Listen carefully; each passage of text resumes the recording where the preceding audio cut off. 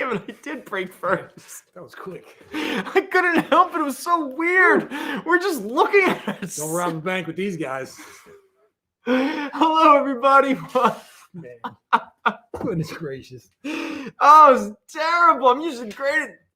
Oh, slide... Ow, come a little closer to us. Welcome, everybody. It is March 21st. A little closer. On our... the year of our Lord 2021. I am Brendan. This is Al. Sometimes we're called the Latchkey Manifesto. Other times we're referred to as, what is it? Up against the wall? Up against the wall. I'm uncomfortable with everything. I would love to say the Spandex Empire, but I'm pretty sure DuPont will sue us. Is that? Yeah, I don't think you're allowed to use the word spandex. Yeah. Oh, I don't know. Did I? No, that's true. I think you're right. Yeah. Because I think Michael Oeming got sued for that. He had that too? Yeah, he had that problem. He had, like, Spandex and lace or something. He had a book that was coming out and they told him to pull it. Yeah. Oh, I think it was the same book Brian Glass who used to be in. Both of them were employees here. It doesn't matter. It's just no. You're absolutely. Yeah. You know, I don't want to talk about people too much that aren't here. It's one of those two that used to work here. But I'm pretty sure using the word spandex in an actual name or title can get you in trouble for DuPont. Yeah, because DuPont owns that trademark. Yeah, just so we're clear, spandex is like Xerox or Q-tip. Yeah. Or Band-Aid. Yeah, or Band-Aid. Yeah, exactly. Of course, you're here for comic books, and we're talking about brands and copyright law. Yeah, copyright law. Welcome to the Fat Jacks experience, I guess. Hey, if you come to the comic shopping experience looking for the experience of being at a local comic book store, just to be honest with you, even when we're not talking or selling comic books, if you are watching us bullshit or do whatever we're doing, you are literally experiencing what it's like to be at Fat Jack's Comic Crypt. Is this what it's like on a Sunday? Correct? Fat Jack's? Absolutely. There you go. There you go. Somebody off in the corner validated our existence. Shout out to Mr. Lime, Mr. Hunter. Lisa is in the chat. Everybody's back. What's up, Kyle? Hey, everybody. How you doing? Thank you, as always, to be here with us. Ashley joining us again. Ashley, what's up? We got 3 hours, people. So hunker down, everybody. Hunker down. If anyone caught our Zero issue from about 20, 30 minutes ago, I did promote the idea that what we're going to try to do tonight, who knows, maybe we're going to run out of content. So the whole themes are just going to get tossed out the window. But we are going to talk about and promote two big pop culture comic book moments that have occurred this past weekend, a la the Zack Snyder cut of Justice League on HBO Max. And I can't promote these things. Out there exists Zack Snyder's Justice League cut, and out there exists Falcon and the Winter Soldier. Type them into whatever thing you have, and you can find what corporation is going to take your money. They're streaming somewhere for money. Yes. Hey, we're selling books that are going to make those same companies money. But anyway, all joking aside, we want to celebrate these two cool moments. Hopefully you like both of them. If not, hopefully one of them floats your boat, and we all have fun and all that good stuff. So. Now, admittedly, the Falcon and Winter Soldier probably falls more into spotlight books or books that people... The Justice League stuff is us having fun and just promoting Marvel and DC. It's the two titans that if one of them goes down, supposedly this whole industry just falls apart. I mean, that sounds like a very, solid foundation. But so let's do some more business. With that said, we can never forget that maybe somebody might be joining us for the first time. Yes. So with that said, we are hoping to sell some books. If you are in the Philadelphia area, which is where we are, or if you are in the South Jersey area of Oakland, we do have two locations. Here's Fat Jack's in Center City, where we are, and we also have Fat Jack's over there in Oakland, New Jersey. If you purchase anything this evening and you are in the area, we will obviously hold the books here in one of those locations for you to pick up. We do the preamble and stuff. We hope you can kind of pick them up within a week or two. If you can't, let us know. Or if you you have buyer's remorse, please just give us a heads up so we can put this stuff back into rotation. This is sort of a proverbial handshake in a certain way, this show. We like to say things sold, but really they're just being claimed. Okay. anybody outside of the area, now this is where it's going to get fun. Al, do you remember? Okay. So, oh, yeah, I totally forgot. So anybody outside of the area. You forgot that we created a new email? Great. We do have a direct email, which is Fat Jack Center City Show. No, it's already God, it already fell apart. Man, I totally forgot. Okay. It is fjccshow@gmail.com. So FJCC Show. Yeah. So again, Kyle, if anyone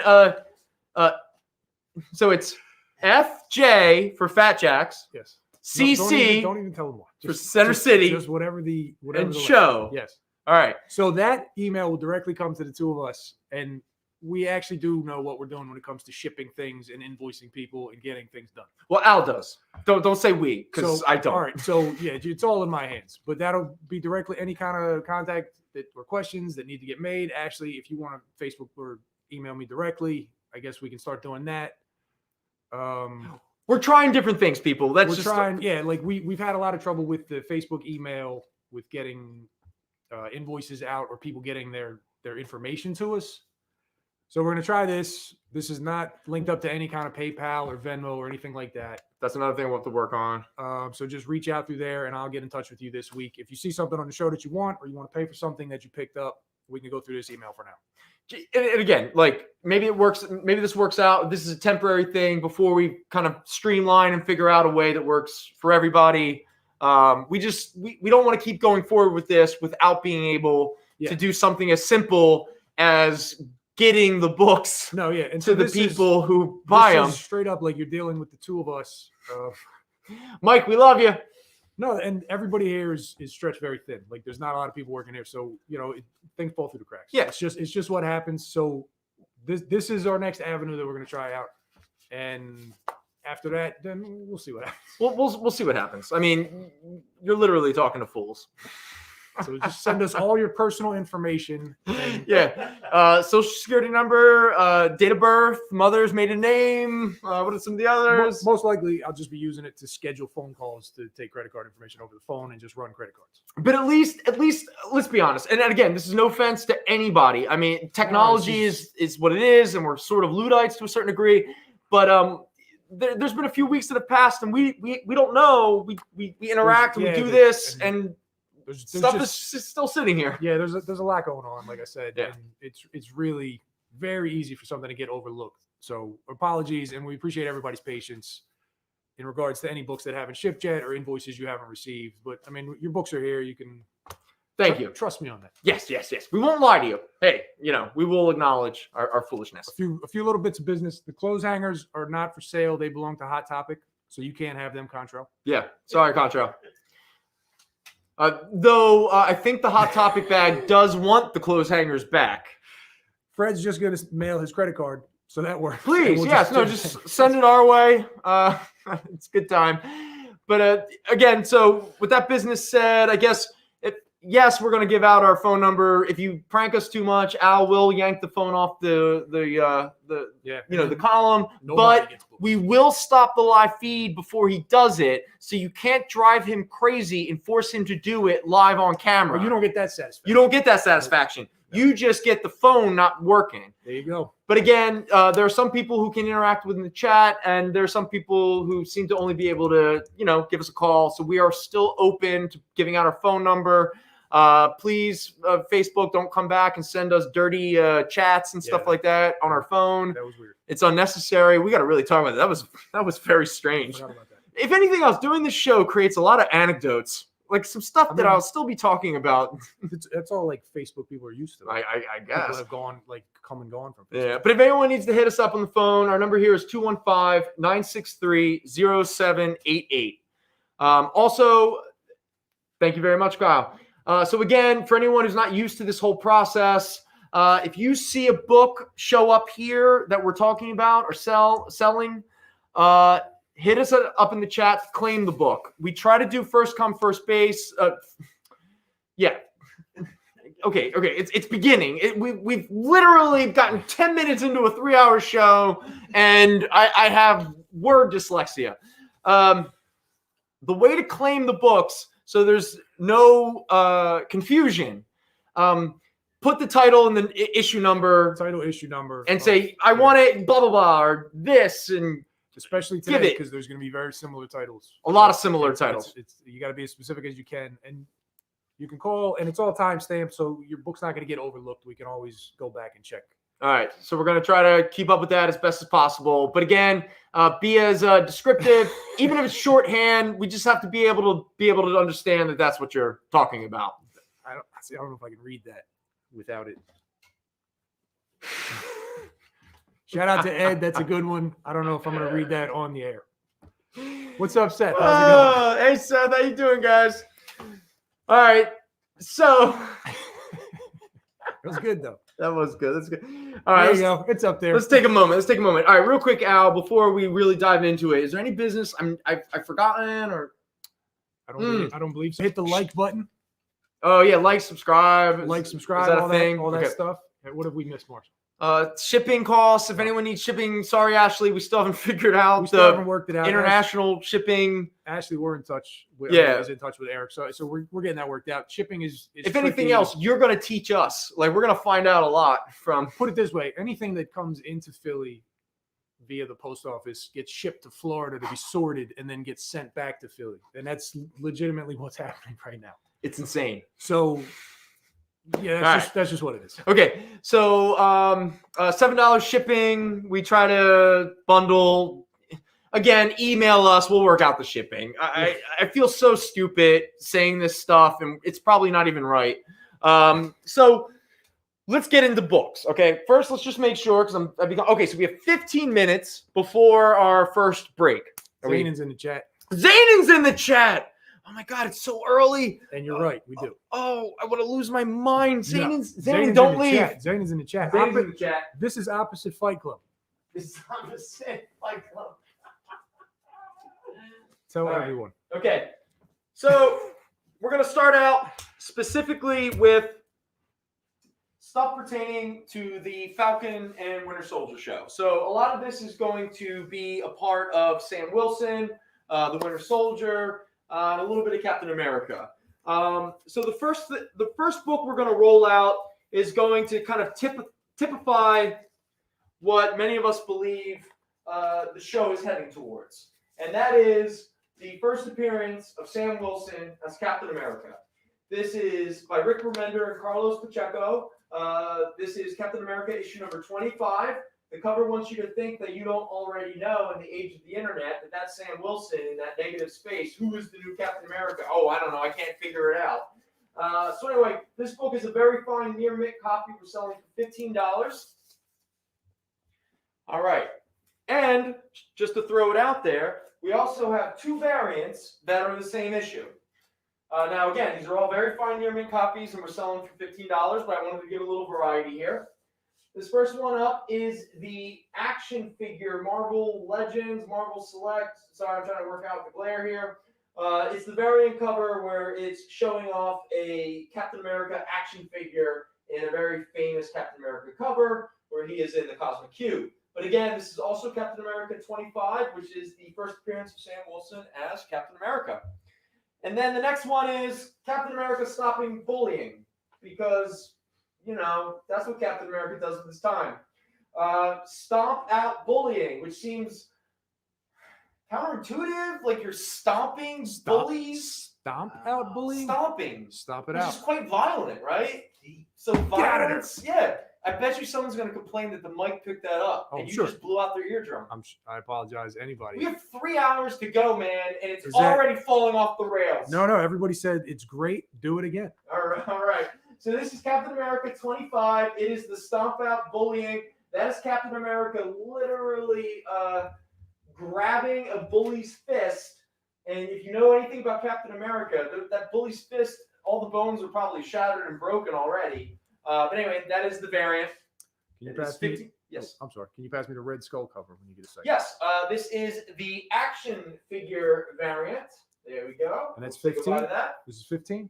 15, yeah. They're 15. Thank you. They're all 15. They're all very fine near mint. Even though they have different covers, they are the first appearance of Sam Wilson as Captain America. And if speculation and basic education is a part of it, Sam is going to be Captain America at the end. Ooh, which is a great segue. Okay. All right, so this is a big thing. We're talking about the idea that Sam Wilson will become Captain America. In the comic books, it never really kind of like amounted to anything yet, per se, but a character was introduced in Sam Wilson Captain America issue number 3, a character by the name of Joaquin Torres. And that character was inevitably supposed to become the new Falcon. And so in a way, Sam Wilson's Captain America also gets a Falcon sidekick.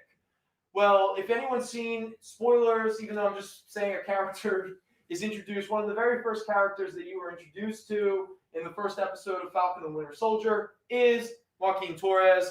So the internet, which was already abuzz about this issue, now it has a lot more heat around it, and that is the first appearance of Joaquin Torres in comic books. This is Sam Wilson, issue number 3, a wonderful Daniel Acuna cover based off of an old Richard Corbin. Do you have any idea which Richard Corbin cover he's? I think it's from like one of the werewolf books. Like werewolf like books. It was just where it was. But there we go. That's Sam Wilson as Catwolf. Anyone who's a fan of comics in the 90s probably know a little bit about Catwolf.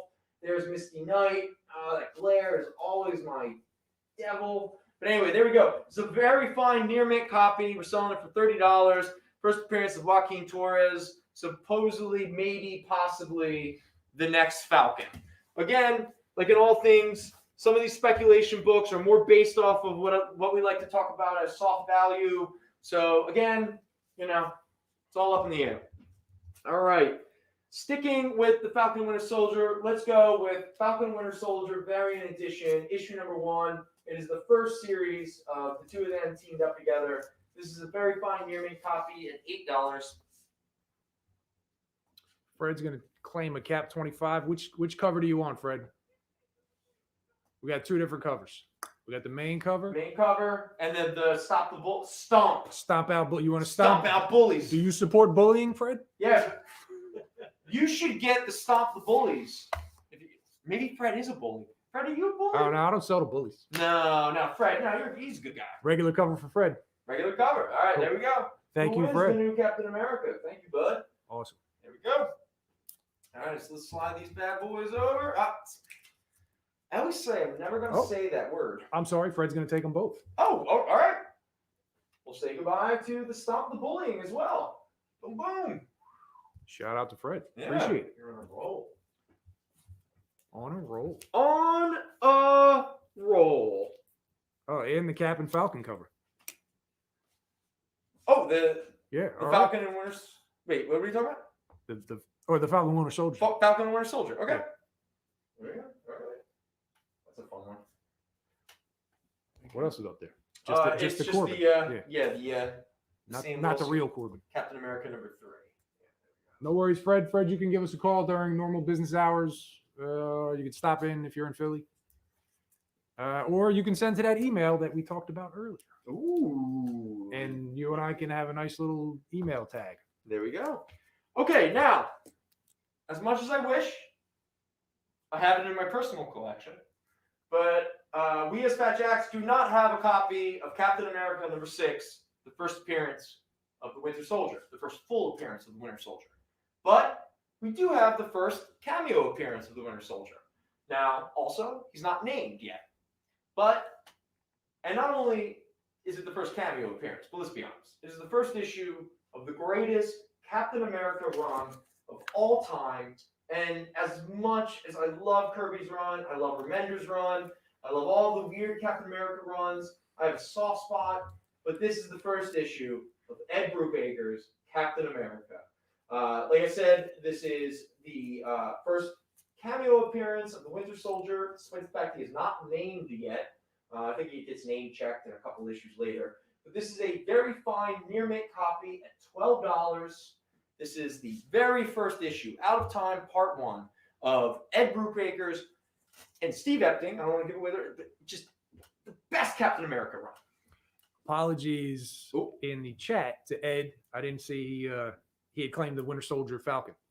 So that's going to go to Ed. I'm sorry, Fred. He was ahead of you in the chat. Oh, wait, hold on. I have another copy. We got 2 copies. Never mind. Forget I said anything. You're both getting one. All right. Boom. I only had 2 copies, so let's not overthink it. We're not 2 gonna- people wanted it, and the moment I talked about it, so those 2. So you both got it. Yeah, so boom. But Never that's mind. it. I got no more copies. So that's all we got. Sorry. Except, no, I'm just, that's it.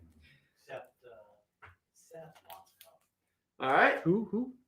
Now we're still rolling here. Now we don't have Captain America number 6, but we do have Captain America number 8, which is part 1 of the Winter Soldier storyline, which really brings it all to a head. The revelation of Bucky as Winter Soldier, all that stuff. It gets really intense. But the reason why this book at a very fine near mint has around $8, it is technically the second appearance of the Winter Soldier. What's wrong? No. Something happening? Apologies. There's a lot of apologizing going The on. Falcon Winter Soldier was going to Ashley, not Fred. My apologies. Did we screw over? No, nobody got Okay, screwed over. so you I just said got the name wrong. I got the name. I'm sorry. I apologize. That was on me, everybody. Okay, because I don't have another one. We don't have any other Winter Soldier books up there that I'm not seeing, right? Because Jason's looking for one. Unless he means Captain America number 1. We have Captain America number 1. We have Captain America number 8, which is the second appearance of the Winter Soldier. It is also part 1 of the Winter Soldier storyline. But the reason it has value is technically second appearance of the Winter Soldier. What are you looking for, Jason? Or was it one of the books that got claimed already? No. Let us know in the chat, but I'm gonna move along real quick, just so I don't completely derail. So up here is Captain America issue number 34. This is the quote-unquote first appearance of Bucky as Captain America. Now, no, I don't think Bucky's going to end up being Captain America. In the MCU, that absolutely seems to be Sam Wilson. But yet, in the epic Ed Brubaker run, when Bucky becomes Cap for that extended period of time, it's brilliant. It's just wonderful. But anyway, this issue still, has a little bit of value. Very fine near mint, $8. Beautiful Alex Ross cover, but just such a great run.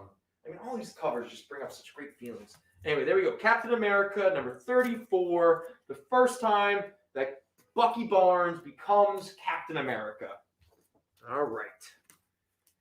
And let's see. What's the last? And then we'll do one more with Sam Wilson because I feel we're drifting away. This is Avengers number 34. It is 35. My apology. Very fine near mint copy at $6. This is the first cover appearance of Sam Wilson as Captain America. There he is right there in silhouette. For some reason, people really like first cover appearances. What are we looking for? Mr. Hunter's claiming Cap 34. All right, there we go. Thank you, Mr. Hunter. Right. Any Sam Wilson number 3? Yes, right there. Any condition issues with Sam Wilson? Very fine near mint. Okay. You want to put? Oh yeah. Yeah. It was The just- no, I was only. looking Okay. I'll be. Okay. We don't lie to people. I'll be really honest. I genuinely wanted to price this a little closer to like 40, maybe even 50, but I don't want to be greedy because there's slight shelf wear. When I say that, it's just a teeny bit of scuffing right up there. It's negligible at best, and I'm pretty sure. I mean, this one actually barely see it. Ah, there. Okay.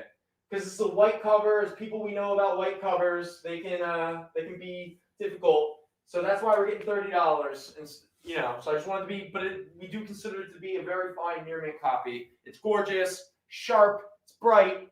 It's just a great copy. So there we go. So we do have a Sam Wilson number 3 up there. Cool.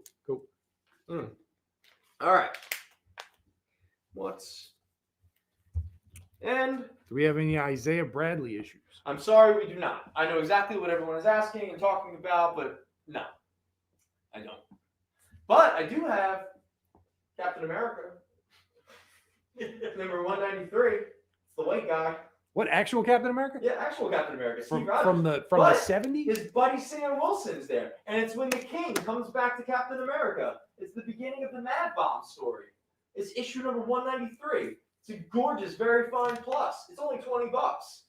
Look, and this image of Captain America was used in most promotions, Slurpee cups, toy lines, all this stuff, like stickers. the image that would be on your butt with a Captain America underoos. It was this image. This was the image that they all used. Captain America, number 193. Look, he's running towards you with his fist. By the way, real quick, who runs like this? Like, hey, everybody, are you trying to punch somebody? I don't understand what's happening. But anyway, which one are we looking for? Cap Wolf. Cap Wolf right here. Cap Wolf, baby. Thank you. There we go. Nice. Beautiful. Thank you to Eric for picking this one up. All right, there we go. Slide a little over. There we go. All right. So for Eric, you see the email on the screen. You can send just get in touch with us. Get in touch with us through that email, and someone will be in touch with you this week about getting your payment and shipping the books out to you. It's normally around $7, depending on where you are in the United States. Yeah, we'll figure it out. Or we are figuring it out. I mean, we'll see. This is our first week trying it, so we're see what Philly happens. bumpkins. We don't know what technology is. All right. So, Kyle, are we close to a break, or do I want to keep pushing on? I mean, we got to be getting close to around 6:30. Yeah, right, because I don't have a good timing for it. About 2 minutes. About 2 minutes? Okay, all right. So let me do one more book. Sticking with our Falcon and Winter Soldier. We are going to, all right, now let's stick with some, all right. Let's do a little, okay, this is a little more speculation, people. Now, this book already has value even without the speculation, okay? So this is Captain America and Falcon, issue number 209. It is part of the amazing Jack Kirby run. This is the issue, this is the first full appearance of Arnim Zola. It's the first appearance of Doughboy and Prism. Who knows if that's important? But the reason why this book has interest right now is there's a lot of rumors going on again that Arnim Zola is coming back in a new form, closer to him not just being a computer, but being an actual like human form with his big face on his like body or what have you. But anyway, Captain America: The Winter Soldier. People are debating and speculating that this Arnim Zola is coming back. So again, that's why I'm bringing this issue out. This is a very fine plus at $20. But like I said, this isn't just soft value. This issue, because of its historical significance in Jack Kirby's Return to Marvel run, his Captain America run. He introduced a lot of weird. If anyone, if you want to read a weird Captain America run, Rick Remender's Captain America, right after Brubaker's run. Which was very grounded, a lot of socio-political espionage and stuff. Remember, went real weird and sci-fi, and they went to Dimension Z, and they introduced Jet Black and Arnim Zola's daughter, and all this really cool stuff. Anyway. Can I get 209, please? Oh, yes, absolutely. Thank you, Fred. And Ashley, you did get the Falcon Winter Soldier cover. All right, excellent. Cool, man. Thank you, Fred. Appreciate that. That's a beautiful little book there. Very nice, very nice. Oh, nice. So that was worth 2 minutes. Because it's been 2 minutes, Kyle. It's all worth 2 minutes. No, I mean, it's always worth 2 minutes. So we're still holding it together, right? We're being professional, right? Are we professional? Barely. Pequeño. It's not a trash fire yet, though, right? Okay. It's not a trash We fire. got plenty of time for that. Wait, has it only been a half hour? Is this only segment 1 out of 6? It's only been a half an hour. Oh boy. Let's hit the break. Let's do the break.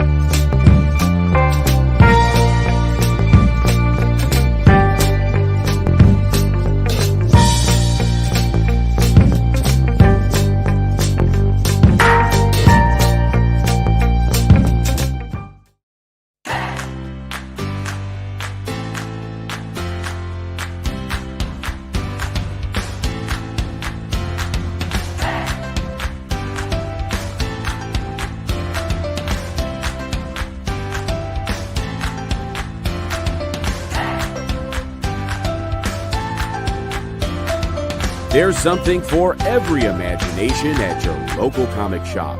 Visit comicshoplocator.com to find a store near you.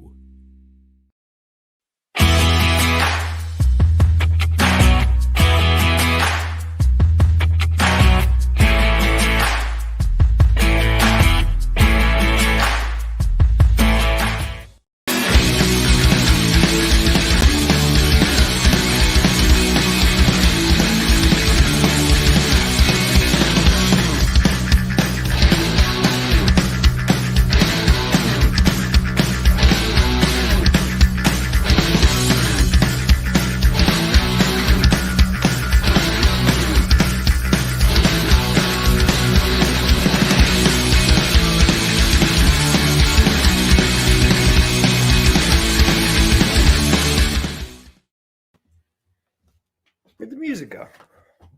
Why'd the music stop? Because we got to sell books. Oh, yeah. Mr. Hunter, We're back the on. Falcon Winter Soldier was claimed. Yes, everything was claimed. Yes. I apologize if you were looking for it. If we turn something else up, we'll let you know. If I find another one, I'll look you up, Mr. Hunter. Contrail, dumpster fire. There we go. I don't know. Okay, now we're on to our second of 6 segments. So I guess we are now going to hopefully find a half an hour's worth of conversation about Justice League in DC. Oh God. The publisher that just keeps giving. Poor DC. All right, so I have a lot of comic books right here, but I'm going to put them down because as we learned last week, if I have a lot of comic books in my hand, they just fly away. That's no fun, okay? So we are going to start with, now again, this doesn't work the same way as like a Falcon and Winter Soldier, because that's easy. So This is much broader. yes, and I apologize because I made a big clumping noise that the microphone might have picked up.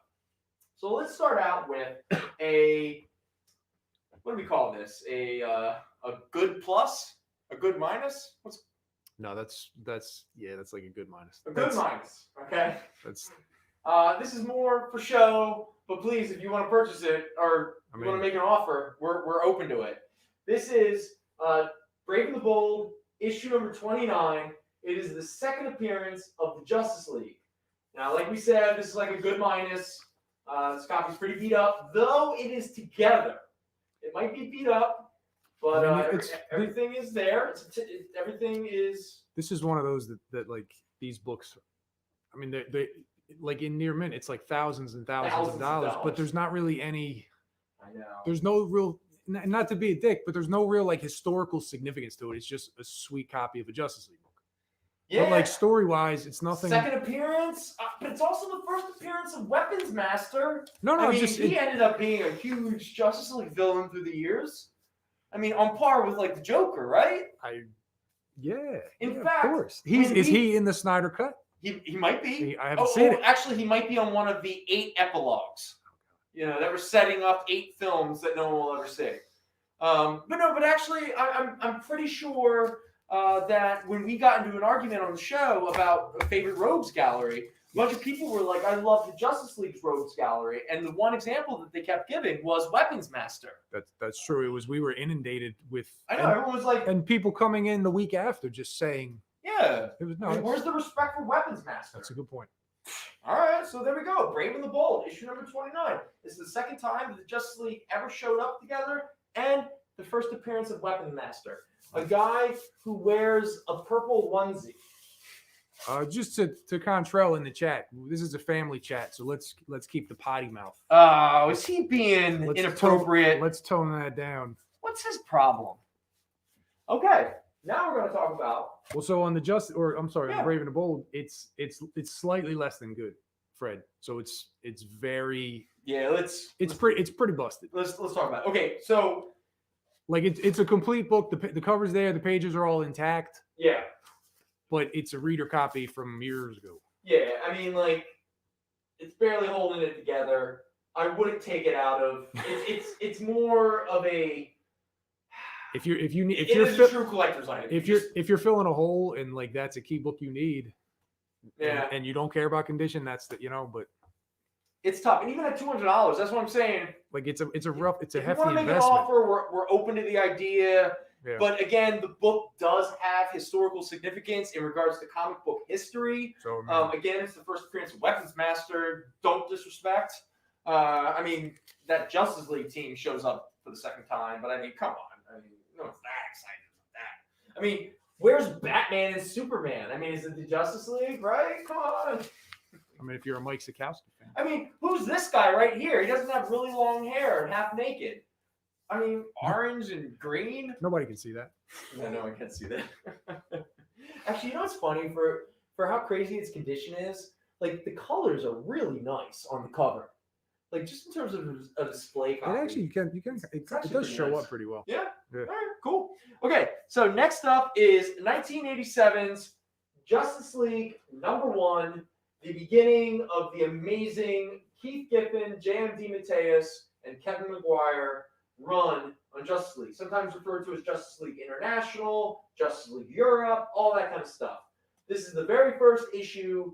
It is also the first appearance of Maxwell Lord, who became a pretty big villain, recently appeared in the Wonder Woman sequel. This book is a very fine plus at $20. All right. Near mint, this book is $6,600. Of course. Yeah. Because it is historically, it's Now, the second time that Justice League were ever together. This has been like taped and restapled. Yeah, it's... Yeah, no, this is like it's something. Yeah. And just so we're clear, I'm pretty sure that was graded by like Eric or Mike. So No, yeah, to come to a $200 still... This was professionally appraised. Yeah, this wasn't two jack tools. Whoops. Okay, next up, for anyone who is not aware of a certain villain, and just so we're clear, I'm pretty sure this thing is out of print. I've never seen it like collected in anything. This is for 1996. It is the Darkseid versus Galactus, the Hunger one-shot.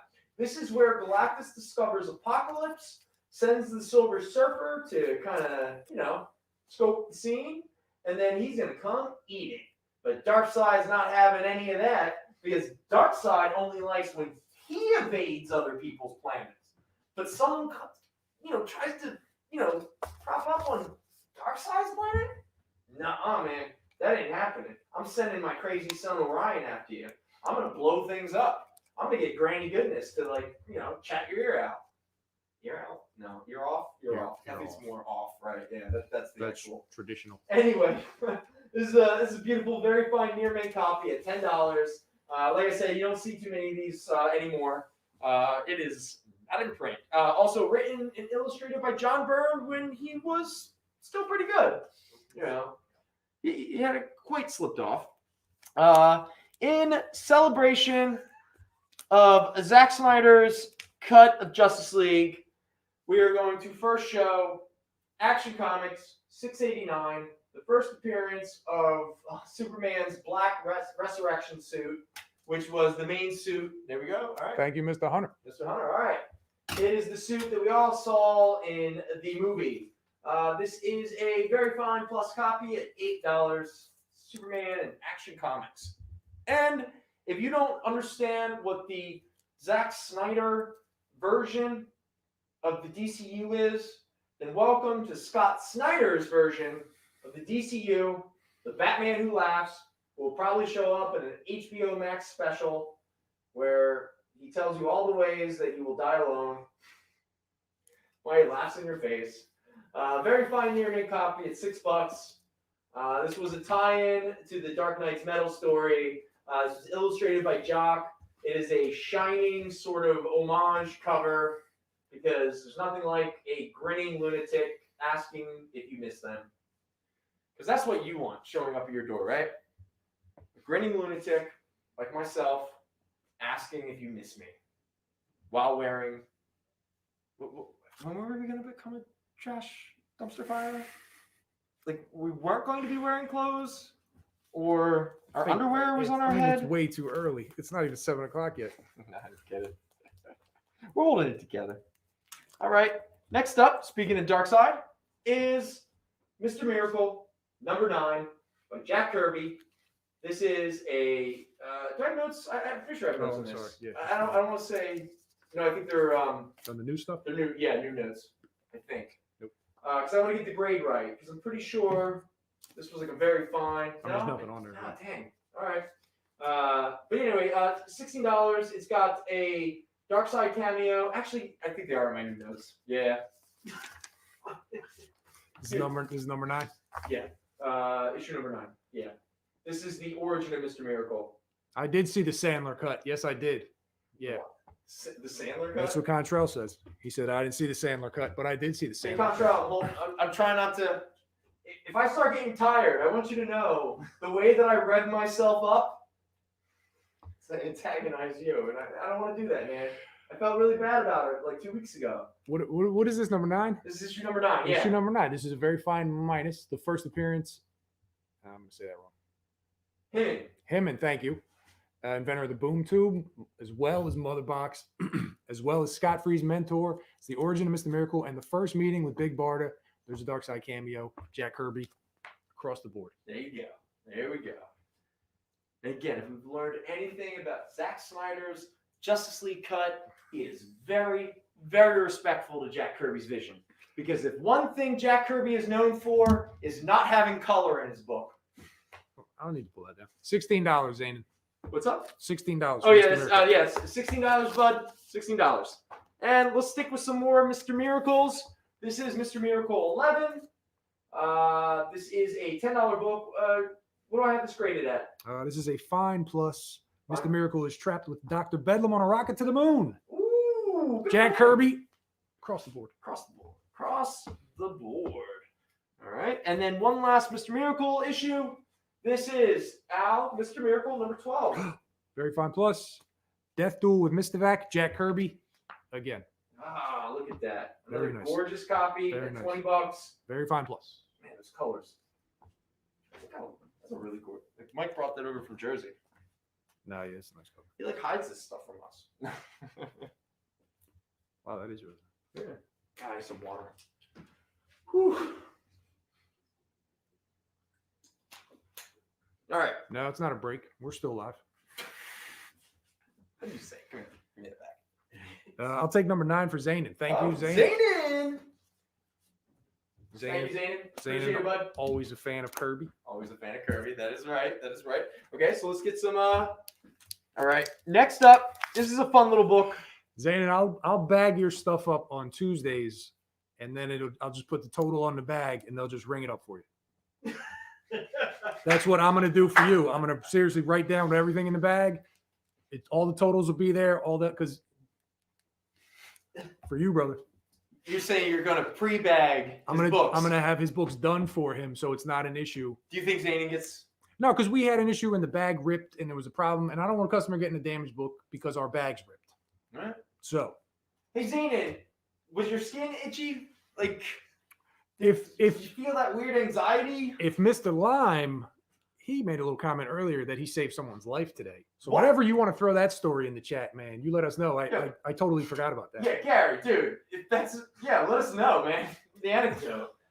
All right. Next up is when you have a moment, grab the notes. No, keep doing what you're doing, but I'm gonna riff until because there's a lot to this. Okay. All right. So this is a one shot. It is Green Lantern and Superman. It's the Legend of the Green Flame. It is by Neil Gaiman and friends. All right. Which is kind of goofy, but I get it. Originally, Neil Gaiman wrote this script for Action Comics Weekly. I believe it was issue like 687, 684, somewhere in that range. Oh, wow. Yeah, right? Yeah. There's a lot. Okay, so he wrote about Superman and Green Lantern's relationship and friendship. But this is post-crisis at this point when he wrote this issue.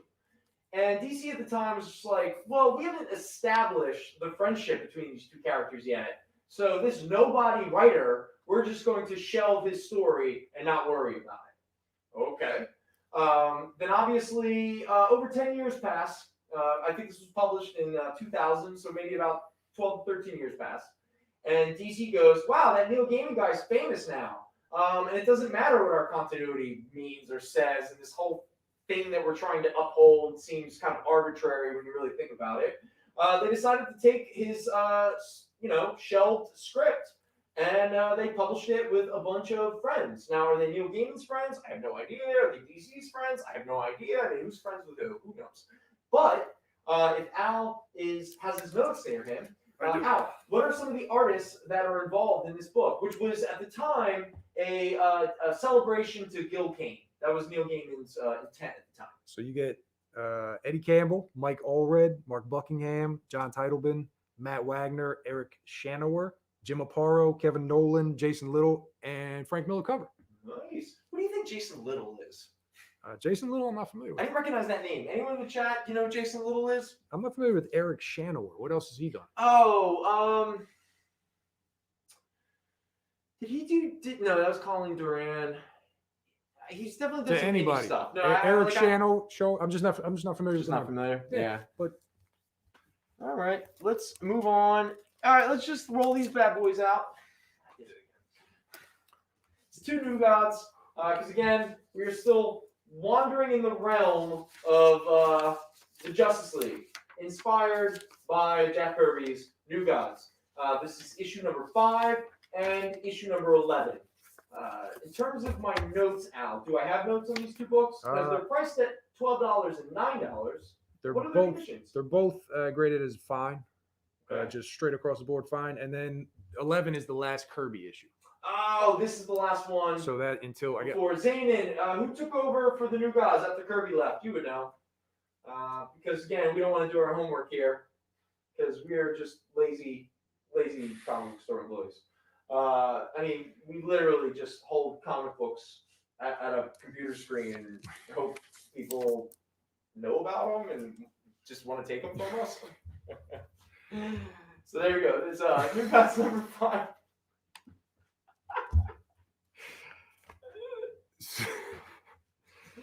So Shanower did some kind of Oz type fantasy book. Oh, what was it called though? Was he the replacement god, or was that no? That was Xander Cannon. What was it? Oh, I used to know this. So yeah, there we go. That's New Gods number 5 Hey Zanin, and New Gods number. what does the Dream Team mean to you? New Gods didn't appear again until 1976 by Jerry Conway. Okay, all right, Jerry Conway. So the last issue for Kirby was the last issue until they For a started. while, yeah. Okay, cool. Gary Makes Lyme sense. walking back from a store. Guy had fallen and busted his head on the concrete and stopped breathing. He was the only one in the area who spoke English, so he called 911, talked with the EMTs, and helped get the guy help. Good job, Gary. Shout out to Gary. Good stuff, man. Oh, he did a series of Oz books. Can I get New Gods 11 for Zanin also? Yes, of course. Zanin, Dream Team. What do you got? Anything? What are you leading them towards? Nothing. I just want to see if he knows what I'm talking about. Oh, okay. So there is a thing. There might be. Mike was trying to remember the name of something, Oh, okay. and he couldn't remember the name. So we're floating it. From many years ago when Zanin was in high school. Zane was in high school. So there you go. Dream Was it like a shop thing? It was not the Olympic basketball team. Okay. Dream Team is Stanley and Jack Kirby. That's not what I'm referring to, but we'll go for it. That's Think fine. about it. So here we go. The Return of the New Gods. DC. It's the first issue special. It's issue number 13. Orion got a new costume that didn't last very long because it's terrible. But who did this? What is that symbol? Is that Dick Giordano? I think it's Dick Giordano who did the cover. Do you have it's first issue? That's It's first issue. DC. Yeah, First issue special. Yeah, so FIRST. Oh, I yeah, get it. yeah. I get it. You like that joke? Yeah, I do. I love Every, that joke. every week. Every week. Because he does it every week. Every week. Because I have to do this Yeah. every week. Yeah, exactly. Hello. First issue special. First appearance of Orion's new costume. Reintroduction of the New Gods. Post Kirby's departure from DC. Very fine minus. Jerry Conway, Denny O'Neil. Writing it, Mike Vosberg, Dick Giordano. Bang. Awesome. Nice. There we go. We have a great, well, it's priced at $18 and graded at a very fine plus. Very fine minus. Very fine minus. Okay. I wonder what my issues were with the book. There's a little stuff in here. Yeah, that makes sense. There we go. All right. So, first issue special. issue number 13, which I think was also the last issue of this series, wasn't it? Oh, okay. Marshall, come on. Don't yawn. You can feel it. I can feel he's coming. He's coming with the yawn. No. Getting ready to go. So there we go. Are you leaving us? Are you? You feel all right? It's so sad. I'll wait till the break. No. Marshall's leaving us, everybody. It's been a pleasure to have you. You cool? You cool to go home? All right. Hey, man, it's live. It's live, man. We're losing our tripod.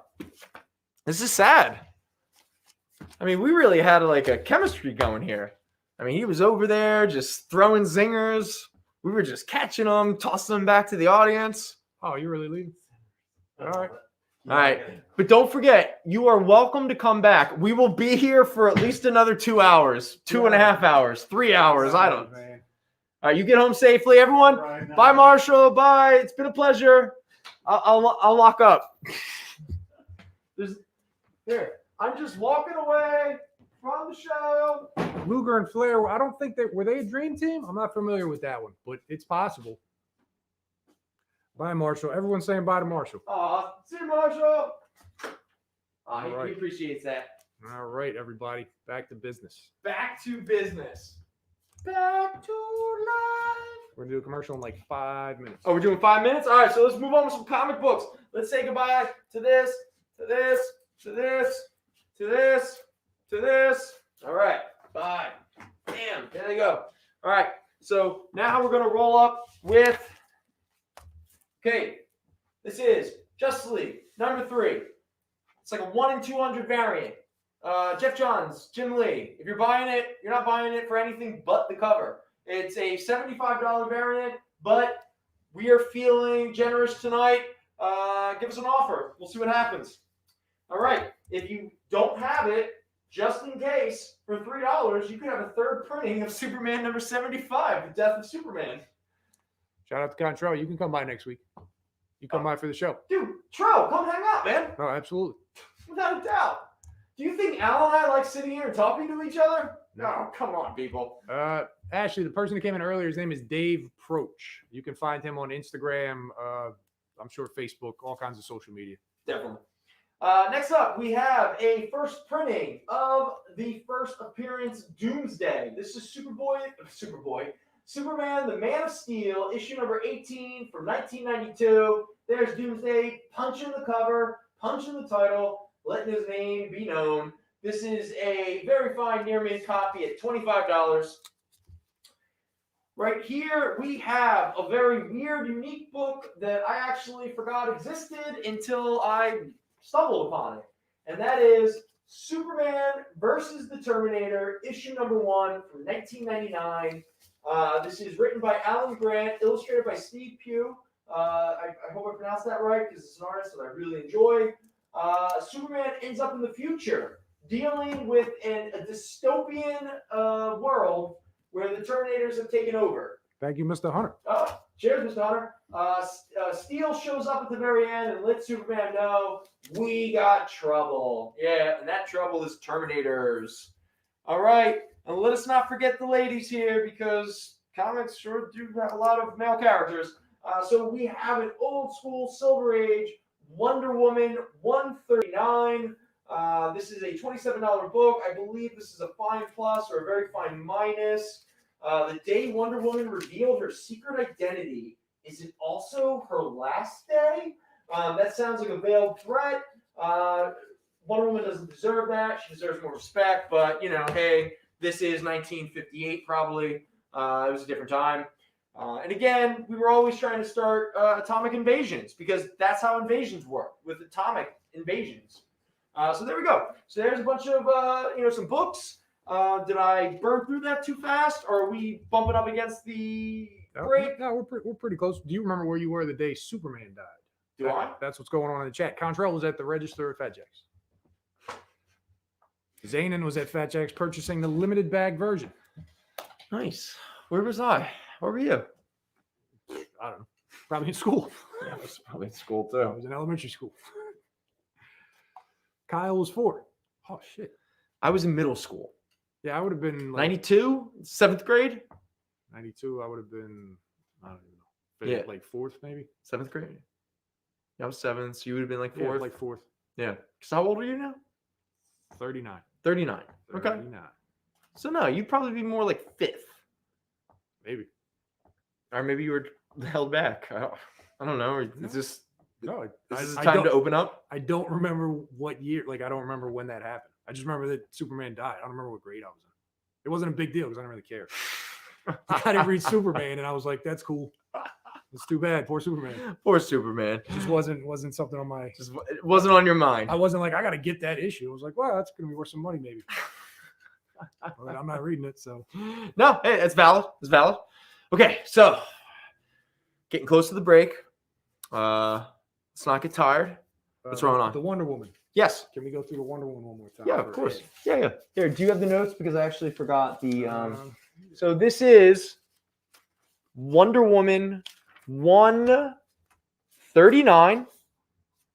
Now it's priced at $27. This is a very good plus. Steve Trevor's frustrated Wonder Woman won't marry him, leading to an accident that causes Wonder Woman to end up with amnesia, which causes her to reveal her identity as Diana Prince.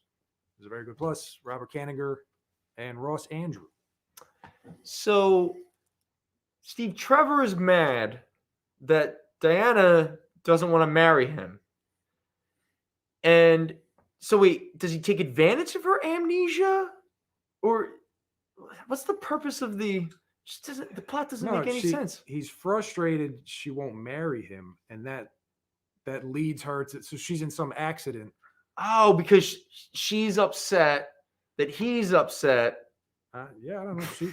He's frustrated, so that leads to an accident. So he like hit her really hard. Like, see, that's what I was trying not to say. But like Steve Trevor can't do anything to Wonder Woman. I know, but he could maybe accidentally just like. What's he gonna like push her down the steps? Well, no, but maybe he like picks up a phone call and it's like a magic phone call where somebody's like whisper this like word in Diana's or Wonder Woman's ear when you're making out next time.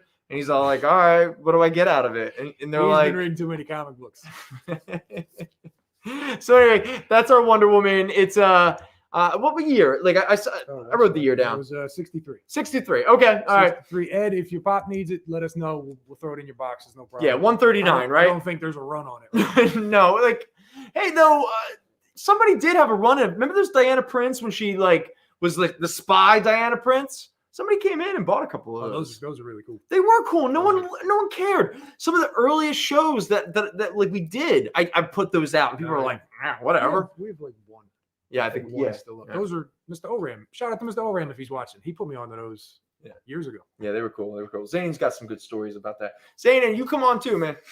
Yeah, he's looking for 189. So we're not going to get that one for you. But what's 189 out of curiosity? Is there anything special about it, or just the one issue that's missing? It's a racial. No, that's Lois Lane. That's the Lois Lane stuff. Zayn, what issue is Superman's girlfriend Lois Lane where she how do we want to say it? She changes her racial identity? Yeah, she changes her racial identity. Which issue number was that? So people can all know. Hit us up. Everybody look it up. We're taking a break. Oh, we're taking a break. All right, we're just gonna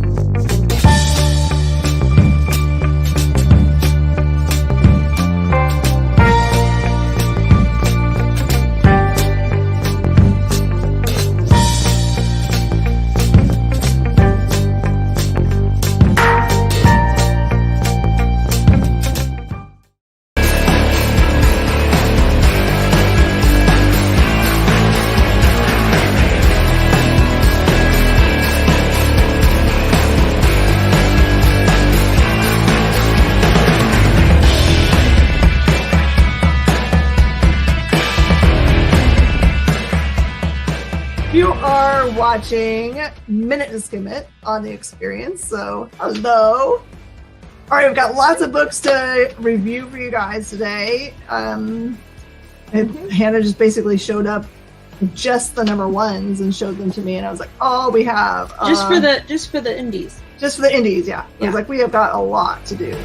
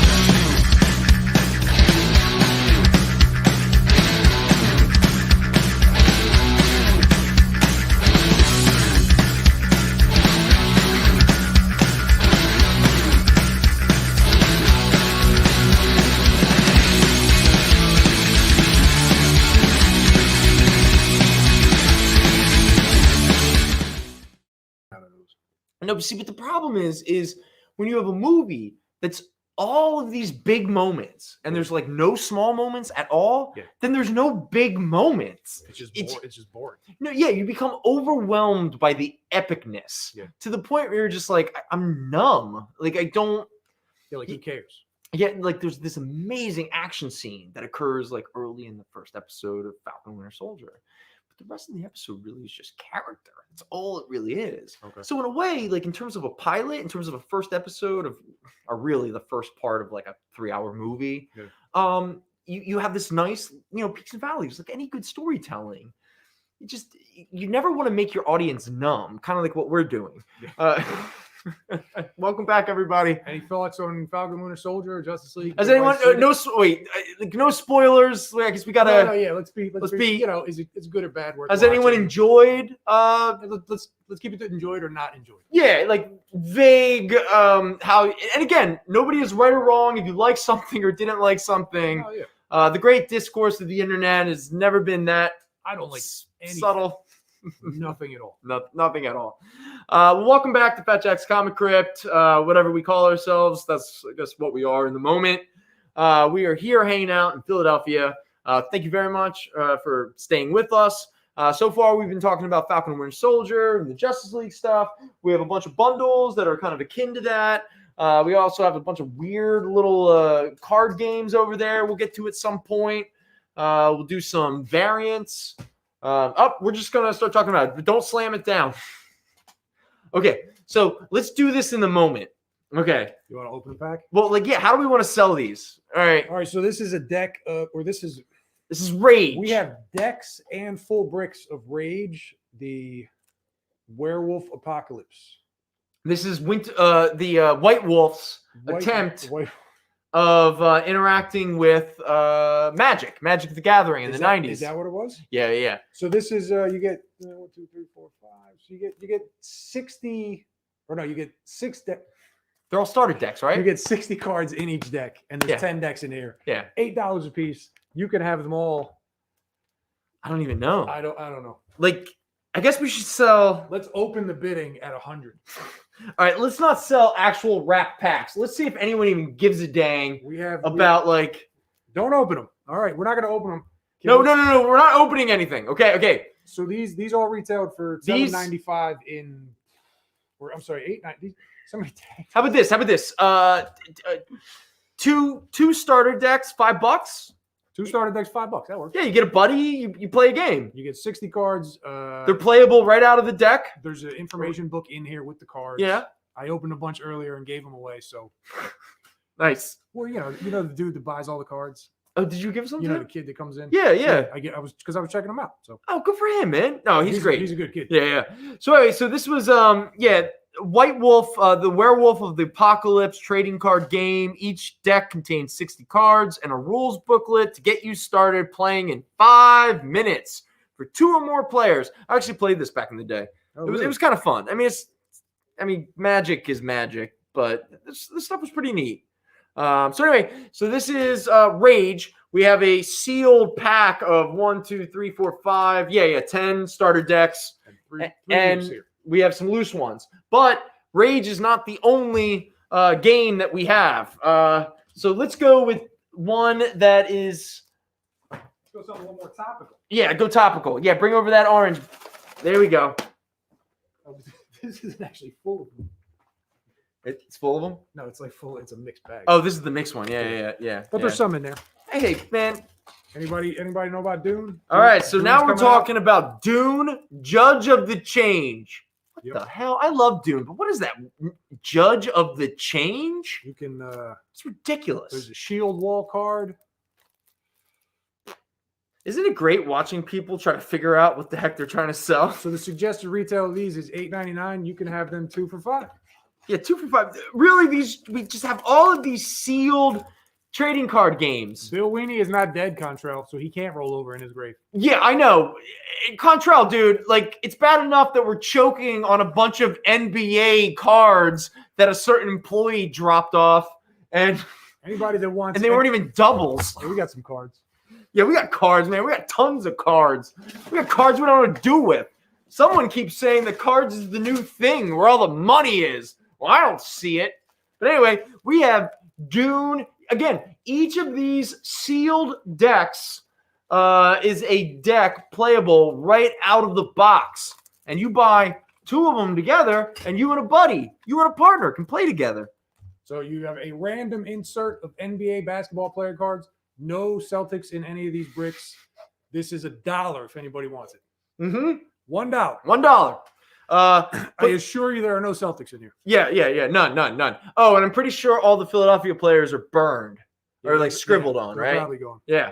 All right. So why don't you put one aside and build us another one while I talk about the next playable card game that We we're do selling. not have any Marvel cards from 1991 either. Here you go. We have just so we're clear, we have no cards that anyone truly wants. These are more cards that you want to take a chance on. No, these are fun if you got a little extra money. Yeah, like we have Marvel Overpower, the trading card game where you could get unique cards in your monthly comic book, but it destroyed your monthly comic book, but it's okay. You got the variant Jubilee card. Contrail's going to take them. Is he taking the Overpowers? Oh, no, he wants the basketball cards. Oh, you want the basketball cards for $1? There it is. Boom.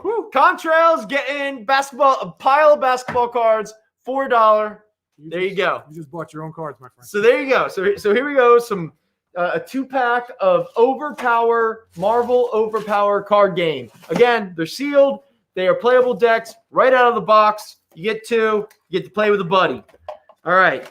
Oh, and actually, if you want, we have another Overpower variant called the Monumental Marvel Overpower card. So if you want, buy the Overpower box and then buy the normal box with Jubilee and give this one to your friend and then overpower your buddy. There you go. All right. Next up is we only have 1 set of these, okay? So this is also 2 for $5. It is the Aliens vs. Predator action trading card game. Yeah. All right. So again, this is the Premier Edition, and this is the Premier Edition. And you get playable decks right out of the box, and so you can fight each other or make love to each other, But either way, Aliens vs. Predators can hug they can do more with each other than we've been able to do with all of ourselves, during the pandemic. They can even hug and kiss. They don't have to wear masks. They're monsters. So anyway, we only have 1 set of these people. So this one's super hot. These are going to be hot because Marvel's doing the Aliens book. Oh, yeah. Aliens #1 comes out next week. Coming out this week. Right. So, first appearance of Aliens in a trading card game. Harper Press put this out. Actually, probably not the first appearance. I don't know. Hey, we're trying. Ashley, I'll try and send you the link through the Facebook page sometime during the week. I'll get on that. Okay, so next up is the Overpower cards are, what do we got? 2? 2 for $5. 2 for $5. 2 for $5. 2 for $5, Mr. Hunter, if you're interested. Yeah, but you'll have to let us know We have multiple ones of the normal, but we only have one of the overpower. Okay. Let's see if you can sell those. Let's see if I can sell these. Okay. We only have one deck, so We only have one starter deck, and it's something called Fast Break, the basketball collectible card game. The starter deck contains 60 cards, including one complete team and playing pieces and rules. Okay, so here's the fun thing about this game. We don't have a partner. We don't have anyone to play with. these are strictly collector's items. But no. Thankfully, basketball is a game that you can play by yourself.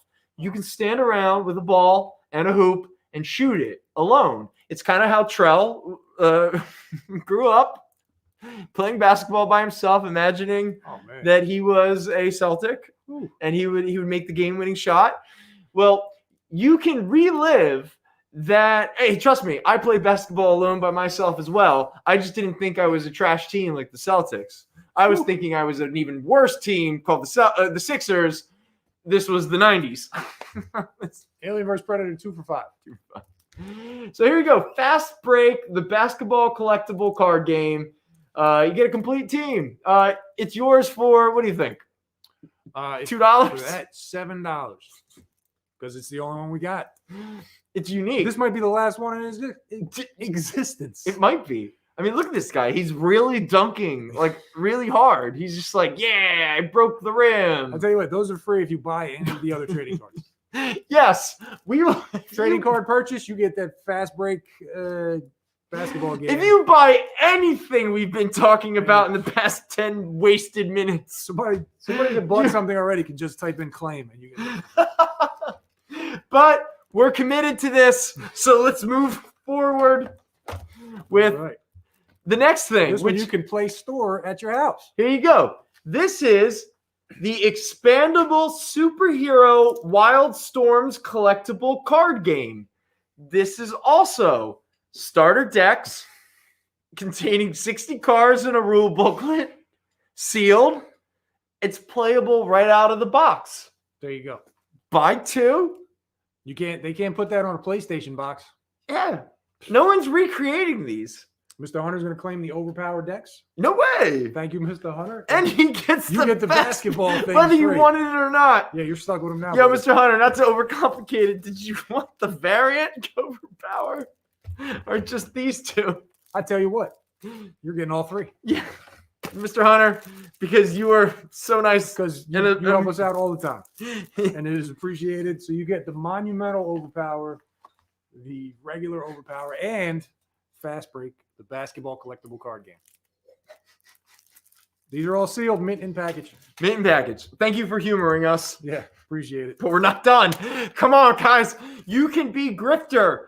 You can be Voodoo. You can be Maul. Name more Wildstorm characters. 2 for 5, not 25. No, 2 for 5. Trust me, these are all cheap, people. Yeah, no. Like, don't like, we're not selling prized items here. You said Grifter? Yeah, Grifter. Bam out. You don't know any others? Wildstorm characters? Hey guys, Wildstorm characters. Start naming them. Warblade, Ripclaw. Well, that's Top Cow. Yeah, let's throw them all in together. Okay. Maul, Spartan. Pit. Imp, Void, Mr. Majestic, Lord Damonite. Mr. Majestic, what was it? Does that all count as Wildstorm? Yeah, that's Wildstorm. There you go. I think. What else? Oh, all the Authority, Stormwatch characters. They're all Wildstorm. Yeah. What is it? Heatwave, Backlash. Come on, man, you love Backlash. You were a big Backlash Grifter fan. In fact, I'm pretty sure isn't that like you love that miniseries? Like you married it. That's my back tattoo. So anyway, Alien vs. Predator to Ashley. Thank you, Ashley. There we go. Aliens vs. Predator. It's 2 decks playable right out of the box. Premier edition, platinum premier editions. But again, we do have playable. I don't think we can keep this up. We're out. Oh, no. We have one more IP. Oh, yeah, no. We have one more. It's a big one. Here we go. We have the 1990s Star Trek The Next Generation customizable card game. And then we have, is it all Next Generation? No, that's the original series. Oh, and then this is a sealed Fleer booster box of Star Trek: The First Generation card game. Come at me. What am I going to do? Yeah, there you go. Sealed. It's all a bunch of boosters. And we have a bunch of next generation card games. Again, $250. And a booster box, $20. $20. 25. 20. Make us a deal. 35. Mm-hmm. 40. 50. 50. 54. 38. 38. 25. 26. Anything. So anyway, people, we have a bunch of old school sealed card games. The one that didn't have a partner just left. So technically speaking, if you're interested, we got Dune, Judge of the Change. We have White Wolf's Werewolf of the Apocalypse. We got Wildstorm, Trying to Be Magic. And we got Star Trek Next Generation. And we have a box of Fleer Star Trek card games. A lot of hot, sexy Kirk images, probably. Yeah. If you come in during the week, these are all $7.95. Oh, yeah. When we talk about these sales, people, this is show stuff. This is the only time that we get any leeway. Star Trek, we're doing for 20. 20 is bottom line, Ashley. I'm sorry. Bottom. Can't go any lower than that. We had to pay for these cards. At one point, somebody did. So there we go. That is our. And that's why Bill's rolling over. Oh God, man, Bill would hate this, right? He probably does. Shout out to Bill if he's watching. Oh yeah. Why wouldn't he be watching? You would think of all people who would maybe like give us a shot. It'd be Bill. I don't know if he's on like social media. Yeah, that's a good point. He's probably on Third Life. Like, or actually, they're past Second Life, so they're Third Life, and now they're probably at like Fourth Life. Is Second Life still a thing? Is that a thing? Is anyone like internet savvy? Do people still Second Contrail? Do you still Second Life? Is Contrail on Second Life? I think so. Really?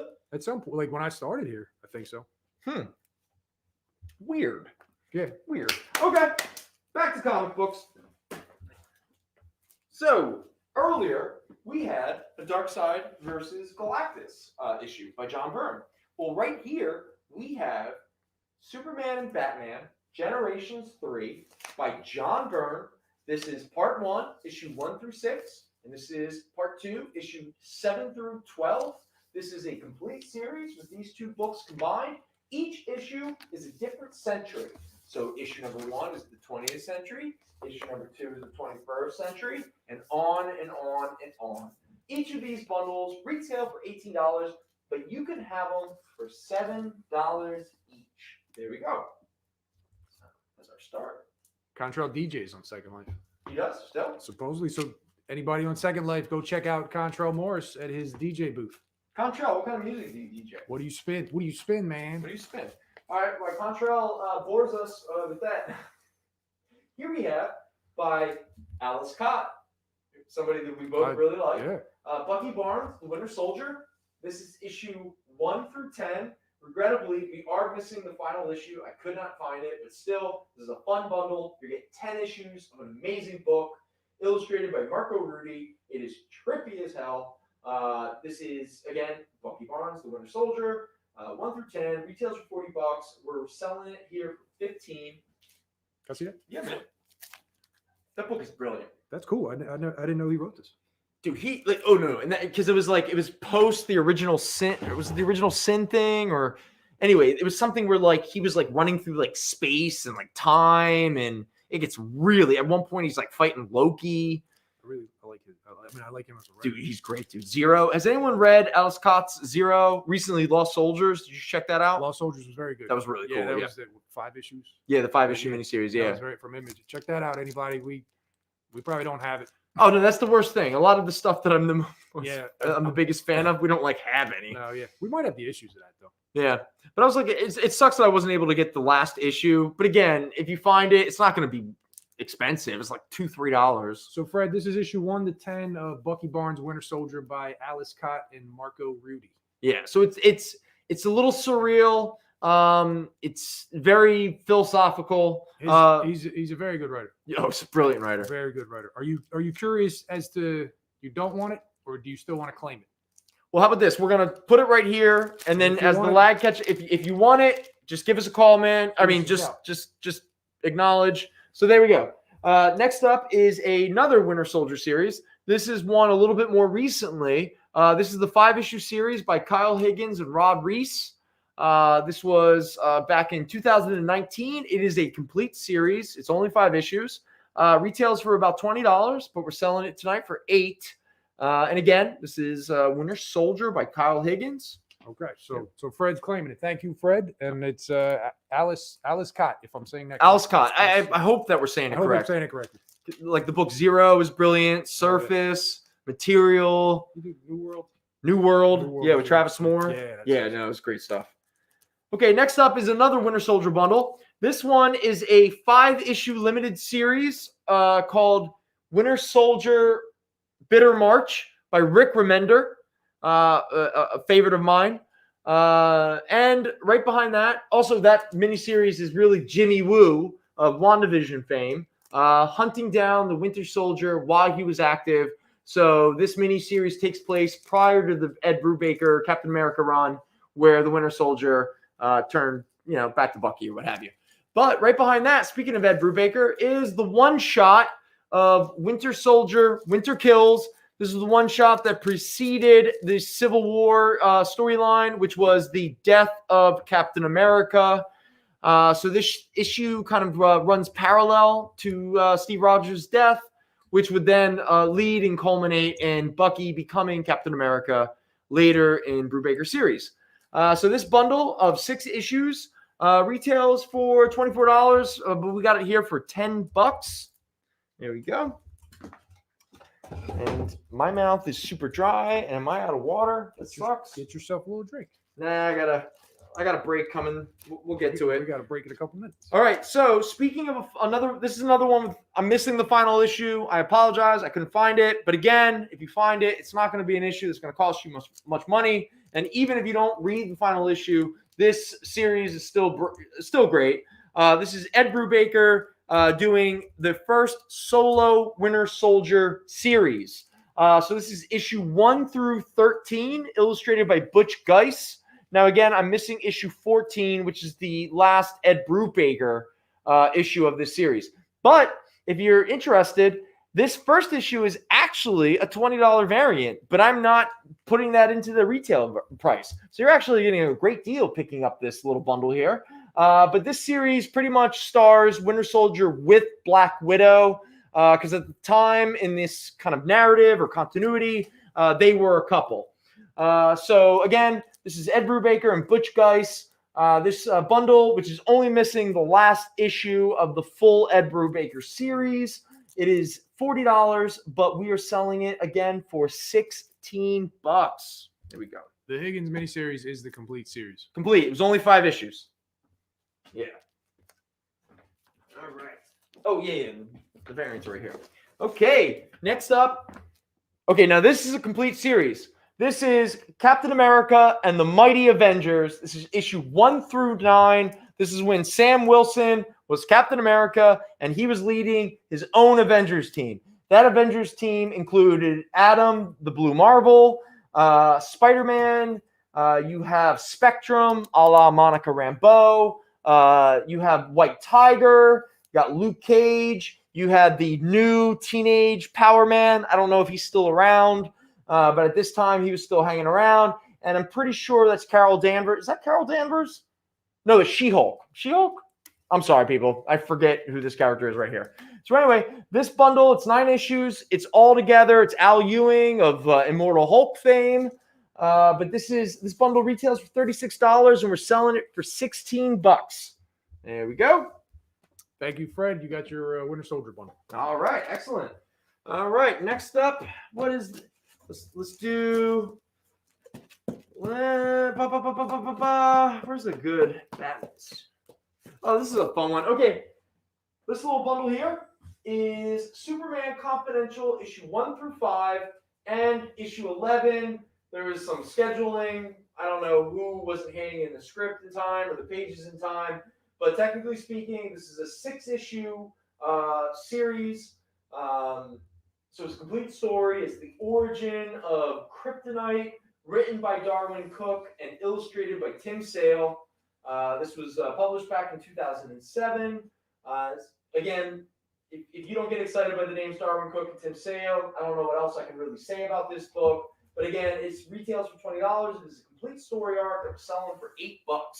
Can I get the Captain America Sam Wilson book? Absolutely. Thank you, Mr. Williams. There we go, Mr. Williams. All right. And welcome to the show. Hey, buddy, how you doing, man? And I think we're about up on a commercial. Oh, we're about up on a commercial. Okay, let's bow out. So we're gonna Bow out? We're gonna commercial. Bow out. Bow out. God, man. Well, maybe not. Maybe not.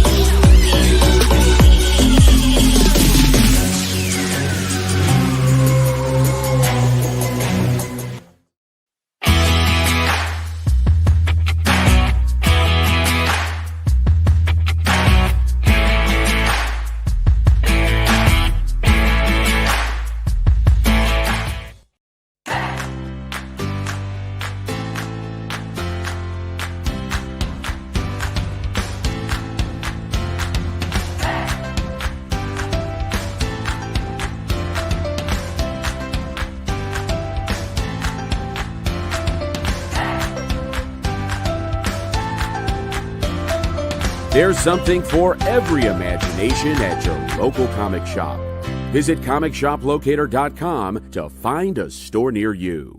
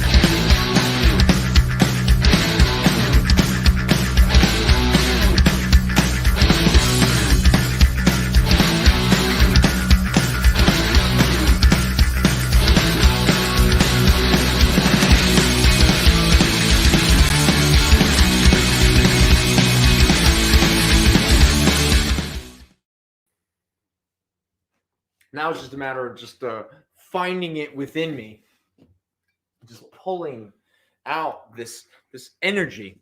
Real quick question. Thank you everyone for coming back. If you did, I applaud you. Real quick, I wanted to throw out one of those questions I'm curious about in regards to the chat. If there was a fictional character that represented all of your regrets in life, I would love to know it. Yes. I was gonna let you do that with a little more time. I was gonna say before you do that. Oh, before I do it. But I've already thrown it out. all right, well there you go. Well, The bundles that were claimed while we were on break to Seth and Mr. Williams, you guys both got your books. which one were they? The Captain America, Sam Wilson, and then the Winter Soldier, the Brubaker. Oh, cool. All right, perfect. All right, nice. Cool. Because I was not paying attention. What was the fictional? What was it? Yes. I'm curious glossed over. if there is any fictional character out there that represents or symbolizes all of the regrets in your life. Oh wow. Yeah, do you have one now? I don't know. I don't have any regrets in life. Maybe Mr. Mixel Blitzel. Okay, so with this segment, which is usually the time where I start to hit the wall, figuratively speaking, obviously. We'll see what happens. So, but we have an hour after this to keep this thing going. So we're going to have to, get this kind of energy train going, don't we? So with that said, we're going to spend pretty much the next half hour just doing $5 variants. All right. Now, all these variants have been curated by Robot Marshall to include Captain America, Winter Soldier, the Falcon, Justice League stuff. We're going to kind of just sort of... Actually, I disagree with all that. I don't know where this box came from. Mr. Williams, you got your Captain America, what was it, Mighty Avengers? What's the title? Captain America and the Mighty Avengers. You got your bundle. That's all I was saying while we were on break. Yeah, was there some confusion? Yeah, people can't hear me for some reason. Are you not talking loud enough? Oh, mumbles over here. Mumbles. Just nobody can hear what I'm saying. Are you like a Dick Tracy character? Was that Mumbles? Mumbles. That was, yeah. Who played Mumbles? Was that Dustin Hoffman in the movie? Was he Mumbles? Yes. I think it was. Who's Pacino? He was Not Scarface. No. he was like Johnny Walnuts or Johnny Walnuts. something. All right, cool. Fun times. All right, people. That's a great soundtrack if anybody still has it. Johnny Walnuts. Does anybody know Pacino's character name in the Dick Tracy film? Yes. Anyone? All right, so let's do some $5 variants, people. We're going to just slide along and just roll with us. So the first one up is all new Captain America #1. This is Sam Wilson's first series as Captain America. This is the Stephen Colbert variant. It is $5. Here we go. This is during that month where they were introduced. Every variant cover was a Gwen Stacy as the character. So this is Cap Gwen America and the Mighty Avengers. This is issue number 9 of that series, which was the final issue. It is a $5 variant. Next up is the first issue of that Captain America and the Mighty Avengers series. This is the Scotty Young variant for the first issue. Obviously, everyone's... Oh, yeah, it was She-Hulk. There she is. All right, so it's a $5 variant. Next up is Sam Wilson, Captain America #1. This was the sketch variant sort of issue. I think it's the artist that actually did the book, Kuna, but I could be wrong, obviously. But this looks like a sketchbook sort of reprinting of the first issue. $5. All right. Thank you, Fred. Appreciate you sticking it out with us. He's heading out. He's got things to do. Oh, cheers, man. Appreciate it. Thank Have you a for great everything. night. I'll check the email. We'll be in touch this week. Peace, brother. All right, next up is another Captain America and the Mighty Avengers. This is issue number 3. Again, it's got the whole team, even Spider-Man over there. Look, She-Hulk. I'm a fool for not knowing. Again, $5 variant. And here's another Captain America and the Mighty Avengers. Again, the full team with the teenage Power Man and White Tiger hanging out there. Do I know who that artist is? I don't, but it does say Sanford. We should do our Sanford in some series. Anyway, this is a $5 variant of issue number 2. That's the Scotty Young. That's the Gwen. Scotty Young. Scotty Young to Mr. Williams. Thank you, Mr. Williams. Thank you, Mr. Williams. All right, so there we go. Big Boy Caprice. Mr. Hunter hit it first. Mr. Lyman, Mr. Hunter. Big Boy Caprice. Big Boy Caprice. That was Al Pacino. Oh, man, good one. All right. Thank you, Mr. Hunter. Or I'm sorry, thank you, Mr. Williams. All right, next up is a Pat Broderick variant of Sam Wilson, Captain America #14. This was during the era leading up to the Secret Empire storyline. That is this series. Again, this is the Falcon as Captain America. The Falcon, his second red and white suit, and then there he is in his yellow and gold original suit. $5 variant. Sanford Green.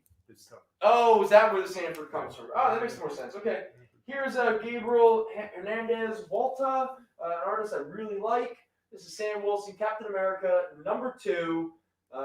Again, this is like one of those like 1 in 25 variants or so, but we're selling it tonight for $5.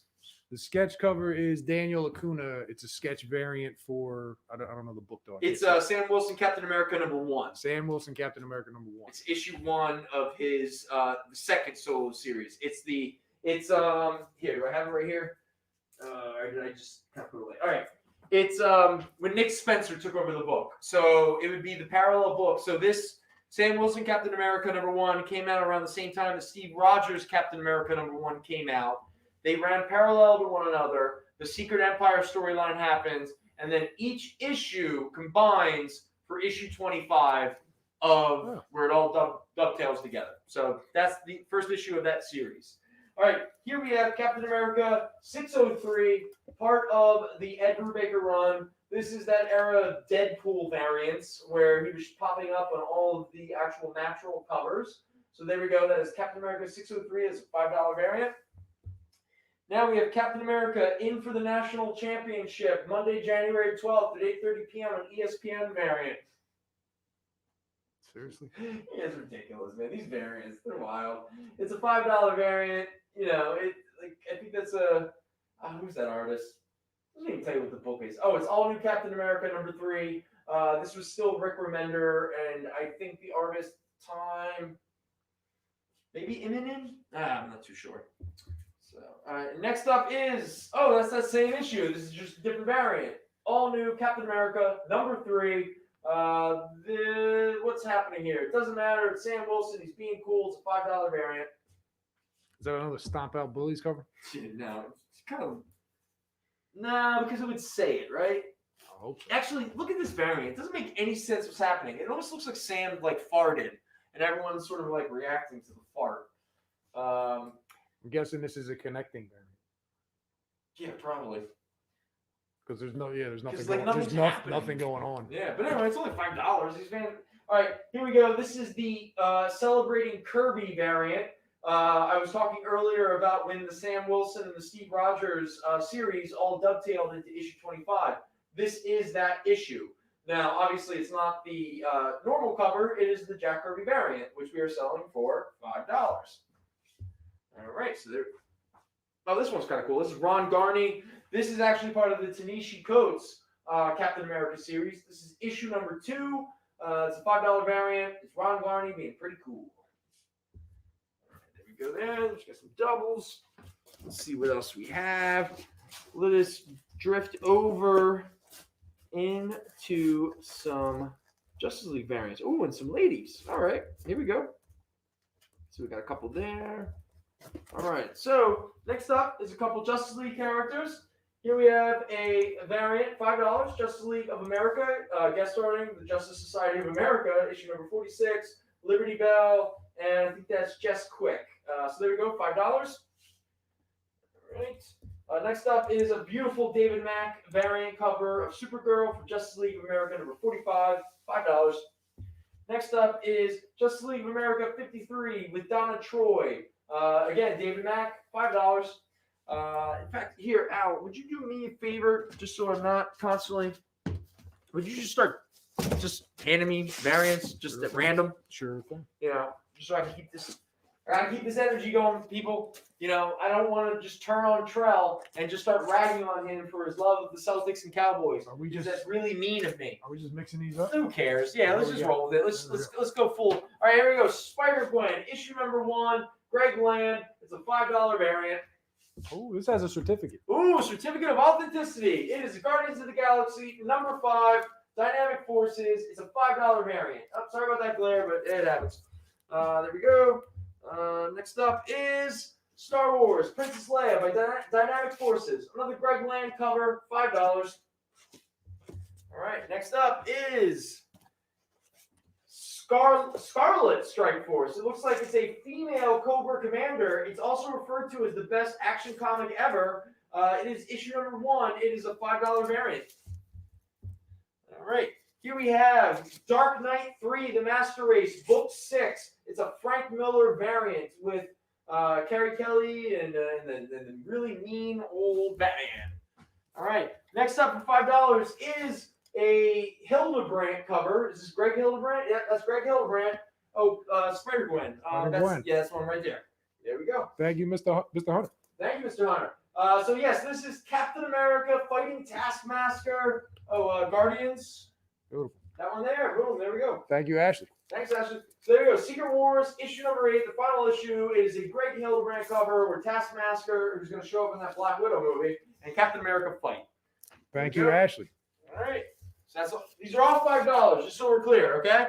So here we go. This is a Tim Sale variant cover of all new Captain America. There's Sam Wilson as Captain America. Another cool Tim Sale cover. That's pretty nice. Throw that right there. Up next is, this is a Captain America variant of 618, but it is the different variation of Rogue's costume and look throughout the years.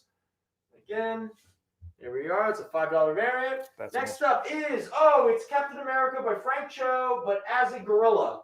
And Captain America Lives, that's for sure. This is issue number 41 of the Ed Brubaker series, and it's $5.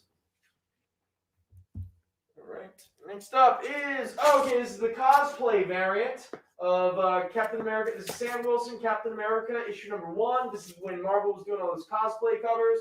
I don't know who that guy is, but he cuts a good Sam Wilson. All right. Next up is, this is for the, another Women's History Month, and there's no woman like Redstone in it. Age of Chaos, issue number 2, $5 variant. Is this Art Gem? Art Germ. Art Germs? Art Germ, yes. Art Germs, the term. Okay. All right, there we go. All right, next up. Okay, it's another cosplay cover. This is Guardians of the Galaxy, issue number 1. This might be the Bendis era Guardians. I'm not exactly too sure, but there's our cosplay of Gamora. It's a $5 variant. That's a good cover. All right. I like that one. All right, here we go. Who's this artist? I can't fully read it, but here we go. This is She-Hulk 159, part of the legacy renumbering of all of the Marvel books. This is She-Hulk, Lawyer She-Hulk fighting Gray Crazy She-Hulk. It's a $5 variant. Mr. Lime, I'll take a look for that. Give me a little bit of time. All right, this is part of the Death of Family storyline. This is Detective Comics issue number 15. This is a $5 variant of Batman's scowling face. All right, next up is, this was those sort of iconic image issues. This is, the heroic age idea, so they're all posing and stuff. So this is Captain America, issue 606. There you have Bucky as Cap. It's a $5 variant. All right, next up is, this is part of the Secret Avengers. That is, I think that's Captain, I'm not too sure. This is around the time where Marvel was courting the American military. I have no idea. So this is a $5 variant. All right, next up. This is a beautiful one by Scotty Young. This is FF, Future Foundation. It was the Hickman era. Issue number 5. The Captain America 70th anniversary series. Standing up to bullies, people. Thank you, Mr. Hunter. Can't stand them. We have a Dark Knight. Was there a Dark Knight? The Master Race? Is that yeah? That was a Frank. That's Miller. the only one we had. Oh no, it's not Frank Miller. It is Calvin Coley, but doing a Frank Miller. Cool. Yeah, but it's Mr. Hunter, you got that? Mr. Howard Hertz, you got that? All right, cool, man. Ooh. So we're setting up. This one's gonna flow. So there's our little FF. There we go.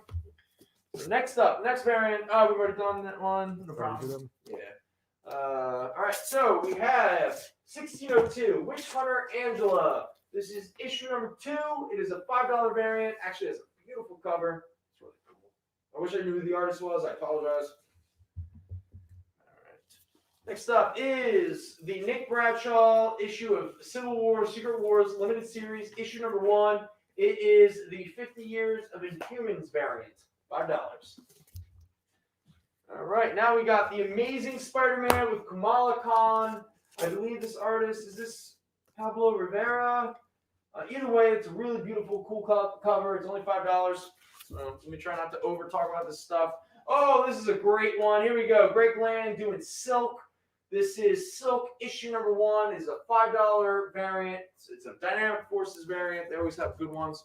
And here's another one with Dynamic Forces with a lot of ladies here. Here we have X-Men issue number 1. This was the Brian Wood series. This variant is Mark Brooks. Again, $5. Next up is Phoenix Resurrection, issue number 5. But this variant edition that looks like it may be David Marquez or Sarah Bocelli. But this is Jean as a teenager trying to figure out which of her many costumes through the years does she want to dress up to go to school. All right, next up is... All right, Silk is going to Mr. Hunter. Thank you, Mr. Hunter. Silk, all right, there we go. This is a George Perez variant of issue number 1 of a book title that I actually forget right now, like Sirens or something like that. Sirens. But it's got, Sirens number 1, but it's got a lot of cool ladies doing a lot of cool George Perez action stuff. All right, there we go. What's the X-Men? Oh, the certificate of authenticity with the X-Men. Yes, Is there that is. down? Yes. That's going to go to Ashley. There we go. All right. Oh, thank you, Ash. Nice, a little Mark Brooks cover. Okay, here's another Dynamic Forces. This is a Vampirella. Now, I apologize. I actually don't know what issue of this Vampirella is. Oh, wait.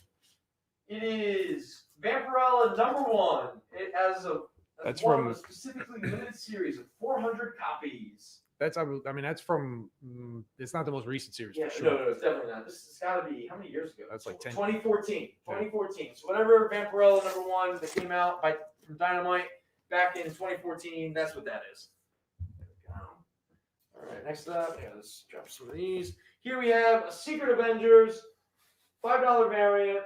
This is one of those gatefold covers. Then we have Mike Diodato doing Steve Rogers Back from the Dead. Next up, we have the Captain America number 617, but this is a Thor variant where they are aping Silence of the Lambs, obviously. All right. All right. Next up is, this is a really cool one. It's Captain America sort of being like a vampire or something like that. I'm flaking on this artist's name. But it's Captain America number 611. It's sort of a horror one. It looks like he's sucking the blood out of Black Widow. It's actually very provocative. But anyway, $5. Next up, we have Red Sonja number 15, hanging out with her girlfriend, just enjoying one another's company, like all good people should feel. All right, next up is... this is a fun one. This is the Red Sonja and Vampirella meet Betty and Veronica. This is issue number 9. It's a $5 variant. It's by Dan Parent, who's obviously very famous in the Archie Comics realm. All right. Next up is a Scarlet. All right, this is Michael Avon Oeming, an exploit of Fat Jack's, part of the mythology of the store. This is issue number 2 by Bendis and Malieve. It is a $5 variant. All right, next up, Tales of the Reanimator. It's $5. I don't really know too much else to say. I don't know why Marshall pulled that, because some woman barely has her shirt on or something. Some of these books that Robot Marshall pulled, I was like, like JLA and Captain America and like women. And he's like, okay. So here we go. Red Sonja's a woman. Yeah. Royals, number 1. The artist is Neil Adams. Oh, yeah, this is Neil Adams. All right, this is Neil Adams variant. Black Bolt eating his wife's hair, maybe? $5. All right, next up is New Avengers, issue number 22. It's the Agents of S.H.I.E.L.D. variant. It's only $5. And after that is Spider-Girls. This is a fun one. Spider-Girls number 1. I wish I knew who the artist was, but this is a really cool cover. This is part of that. What was the spider event that was going on at that time? I don't know. Spider-Geddon. It's only $5. It's cool as heck. Spider-Geddon. That was it. Thank you. Couldn't remember what it was. Spider-Geddon. All right. Next up is another cool David Mack cover during this era of Justice League of America. This is Colin Gorilla and Starman. It's $5. And we got Batman Detective Comics by Francis Manopoul. This is a $5 book. This is Detective Comics number 36 from New 52. There we go. And let's call this the last one. This is a big one. This is Captain America, issue number 2. It's Captain America versus the character that is on my t-shirt at the moment, MODOK.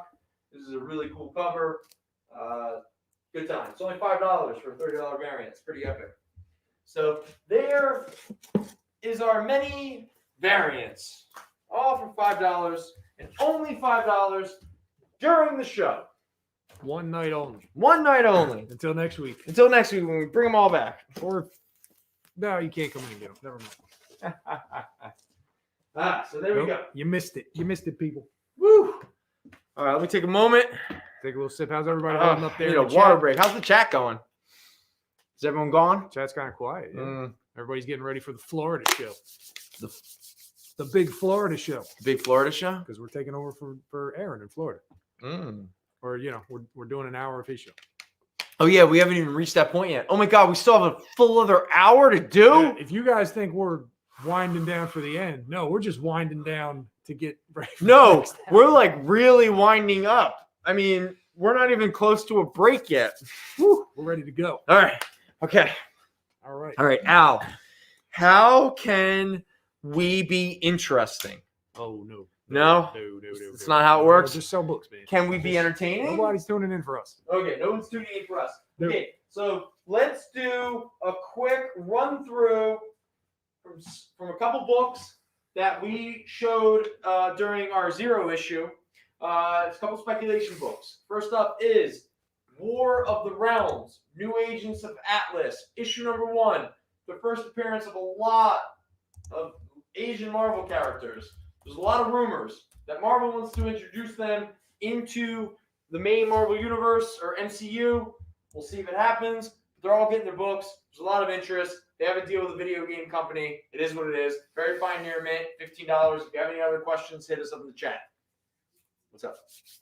No, Oh, I like to look excited. You like to look excited. Ready to go. I'm excited too. I'm so excited. I'm so excited to do another Jack Kirby book. It's Devil Dinosaur number 1. The first appearance of Devil Dinosaur. The first appearance of Moon Boy. It's a very fine plus copy. It's $30. It's really cool. First appearance. First appearance. I mean, I know all you people love first appearances. Like It's- first appearance of Robotech. First appearance. This is Macros number 1 by Comico. Do you want to get into that back? No. The comic book company. The comic book company from the Philadelphia area. From the right? Philadelphia area. Yeah, give Matt Wagner and all those. A lot guys of shot, former yeah. lot of former Fat Jack's employees with Yeah, so this is the first appearance of Robotech in American Comics. It's a very fine plus copy at $40. What are we gonna name our company when we start a comic company? The No Company, because we never started it. Oh, but if we do, Oh, the Mr. Nothings? No? no. No? Grand Slam. Grand Slam? Let's buy that one. Let's buy that book. Just knocked it out of the park. Speaking of knocking it out of the park, a young Canadian musician is very popular. Even though he wears weird masks. Oh, is he Canadian?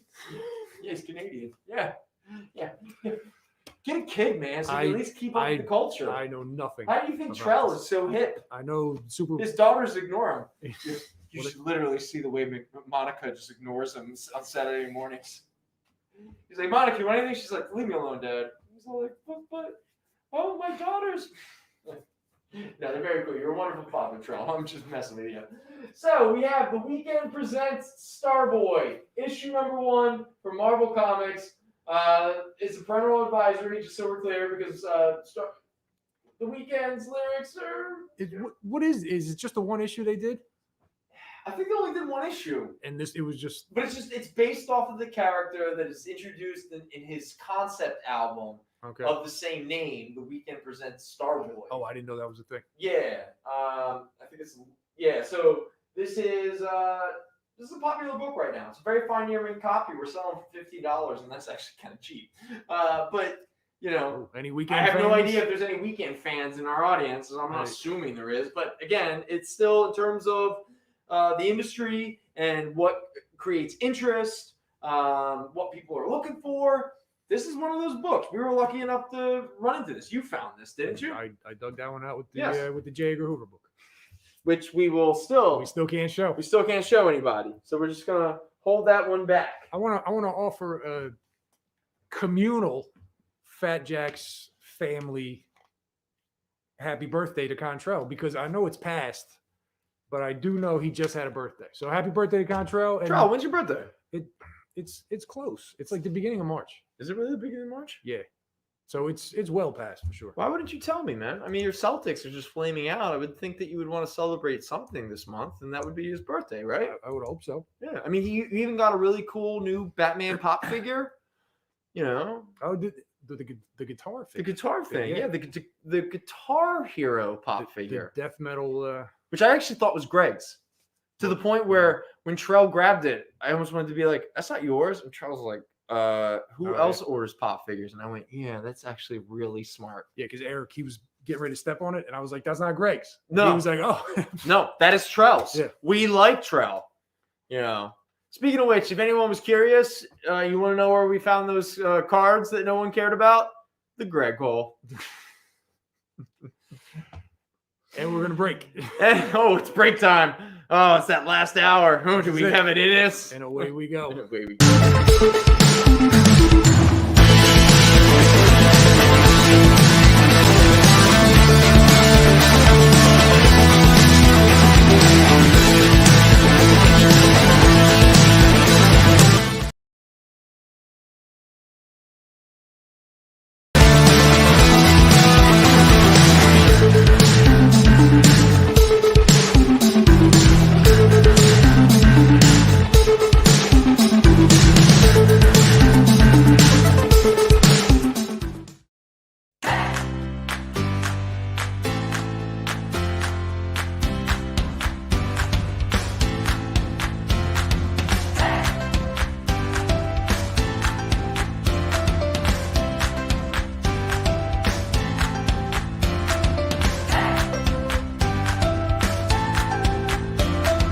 There's something for every imagination at your local comic shop.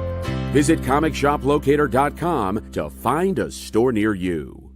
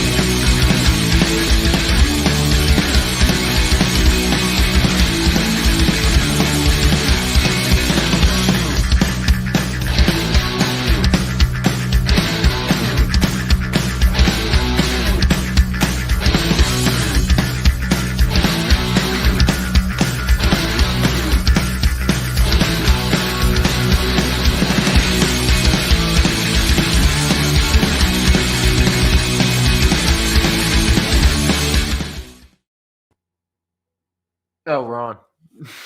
We're back. Hey, everybody. It's the top of the hour. It's 8 o'clock. Al and I have so much energy. It's like blowing out of our ears. It's like, I think it's leaking. In fact, my shirt is like soaked with brain juices of energy. Yay! Whew. Welcome back, everybody. Thank you, everybody. It's good to see you guys. Okay, so I have some leftover books in regards to the Captain America, Falcon, Winter Soldier stuff. So I figure we'll just roll through some of those. I got a bunch more bundles in relation to those characters, along with Superman and Batman and the JLA and all that stuff. So let's not fool around unless Al has something he really needs to get off his chest or kind of like discuss, which I'm very open. If anyone wants to admit deep, dark secrets in the chat, I will bring all of this to a grinding halt, and I will talk about that exclusively. Seth has an answer to your question. What's the question? To your No, remember? to your- Yeah. What's the answer? I should have the said. Beyond. Oh my God, you're so right. Because he regrets reading all of the Secret Wars comics. Ugh. And what a petulant little child that the Beyonder is. He's like he's all of us as a kid. Especially if like you were a know-it-all. Were you a know-it-all? I was a know-it-all. I was insufferable as a child. No, I'm insufferable as an adult. But that's not really saying much. You know, who would be the representation of my regrets? You know, what character? Maybe Mr. Nobody from Doom Patrol? Was it not Mr. Yeah, it was Mr. Mixelplex. But I think that was those two almost like cute or like coy. Like Kissy's kind of fun and goofy. You know, maybe it's something boring. Oh, I would hate to be like Sandman. Oh. And when I say Sandman, I'm talking Spider-Man's villain, Sandman. Like the Sandman. Yeah, like the Sandman. No, it'd be cool if I was Morpheus. I mean, yeah, that's actually. You know what? You don't like Sandman as a villain, or just as what he would represent as far as your regrets? In a way, I've now come around to the idea that I think Morpheus, Neil Gaiman's Sandman, would represent my regrets. He was all depression, suicidal ideation. He was emotionally unattached and unavailable. He constantly failed the infinite compassion test. Yeah, so I don't know. He was very white and pale.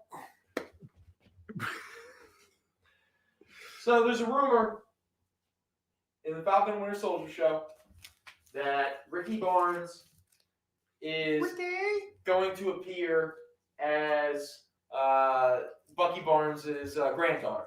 Now, even though Ricky here in Nomad Girl Without a World #1, she was first introduced in the Heroes Reborn Captain America series, written by Jeff Loeb and Rob Liefeld and illustrated by Rob Liefeld. I don't have a lot of good things to say about this series, but this is technically the second appearance of Ricky Barnes, who was a different universe, female version of Bucky Barnes. This is when he was in Philly, correct? Yes. This is the Philadelphia. This was it. And the cool thing about that is actually the Philly connection, because that rolls up with here we are, these two bundles. So during the last run of the Ed Brubaker Captain America series, he began to release these kind of sort of Captain America. These are two complete storylines. But why this has context to what I'm talking about right here, there is a backup feature in every single one of these issues, which is a complete 12-part story of Ricky Barnes coming to the Marvel 616 world, sort of a girl without a world, because she is technically from an alternate reality that doesn't exist anymore once the Heroes Return storyline occurred. But the cool thing about this is she, in these stories, these backup features, because she's from Philadelphia in her universe, she hangs out in Philadelphia. So there's a little bit of a Philly love here. So, never mind. What were you gonna say? Shout out to Mike. Mike, his comic book insider show. Cool. Yeah. That Captain America run is one of, I don't want to say it's one of his favorites, but he really enjoys it. We had the Liefeld stuff. Really? And I was like, the one in Philly, and he was like, yeah, and I can't. And now we were talking about it just this week, and I can't remember why he specifically told me. But I mean, different strokes for different folks. Yeah. Obviously, I have difficulty with Liefeld's storytelling. I mean, that's why this is such a fun hobby. Yes, because there's something for everyone. Yes, it is very varied, and there's no judgment here. No judgment zone. Not here. at all. Not at all. So anyway, this is Nomad Girl Without a World #1. Very fine near mint, $5. Captain America #2 from Heroes Return. Very fine near mint, $5. These two bundles, each of them retail for $30. We're selling both for $13 each. there is a total of 6 issues in each bundle, and that is a Captain America backstory, a Bucky Barnes as Captain America, remembering his more flashback stories, and the backup features is a 12-part story of young Ricky Barnes, Nomad, in Philadelphia. And again, the reason we bring these out, the reason these have any interest whatsoever is, again, the speculation market is running through a lot of rumors that Ricky Barnes is going to appear and actually become Nomad within the series. So there we go. So let's say goodbye to little Ricky here. So if anyone is interested, we do have these floating. I'm going to put these bundles over here right now just because they're so sweet and cool. Let's leave them out for a couple more minutes. Shout out to Kyle. He's going to go with Tony Stark. Oh, but he's going to go with Drunk Tony Stark. Drunk Tony. Yeah, that seems to carry a lot of weight. Let's go with, okay, now we don't know what's going to happen if this character is going to play a role or what have you. But again, this is only a $5 book at very fine near mint. But I want to make everyone aware of it in case, something comes up. But this is the first appearance of the Red Skull's daughter, Sin. So that is from the Ed Brubaker run, Captain America, issue number 16. First appearance of Sin. Thank you, Lord Howard. Lord Howard. All right. Now, this is a facsimile edition, okay? So we're only selling it for $4. It's the cover price. But in case anyone missed out, this was the first appearance of the Falcon, Captain America, number 117. Now, again, this is a facsimile edition that Marvel's been putting out that are pretty cool. They also reprint all of the ads and the letter pages from the original issue. But again, if you're interested in historical, kind of touchstone of the Falcon's first introduction to Captain America and the Marvel Universe, here you have it. Reprint of Captain America 117. There we are. And then we have, what else do I have here? Well, okay, let's just throw this one out there because we had some variants about it. This is really cool. This is Sam Wilson getting his second solo series as Captain America. This was the Nick Spencer, Daniel Acuna series. This is issue number 1, very fine near mint, $5.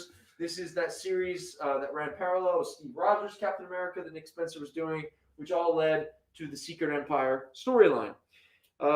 Next up, we have a bunch of Kirby Captain America that we'd love to show off.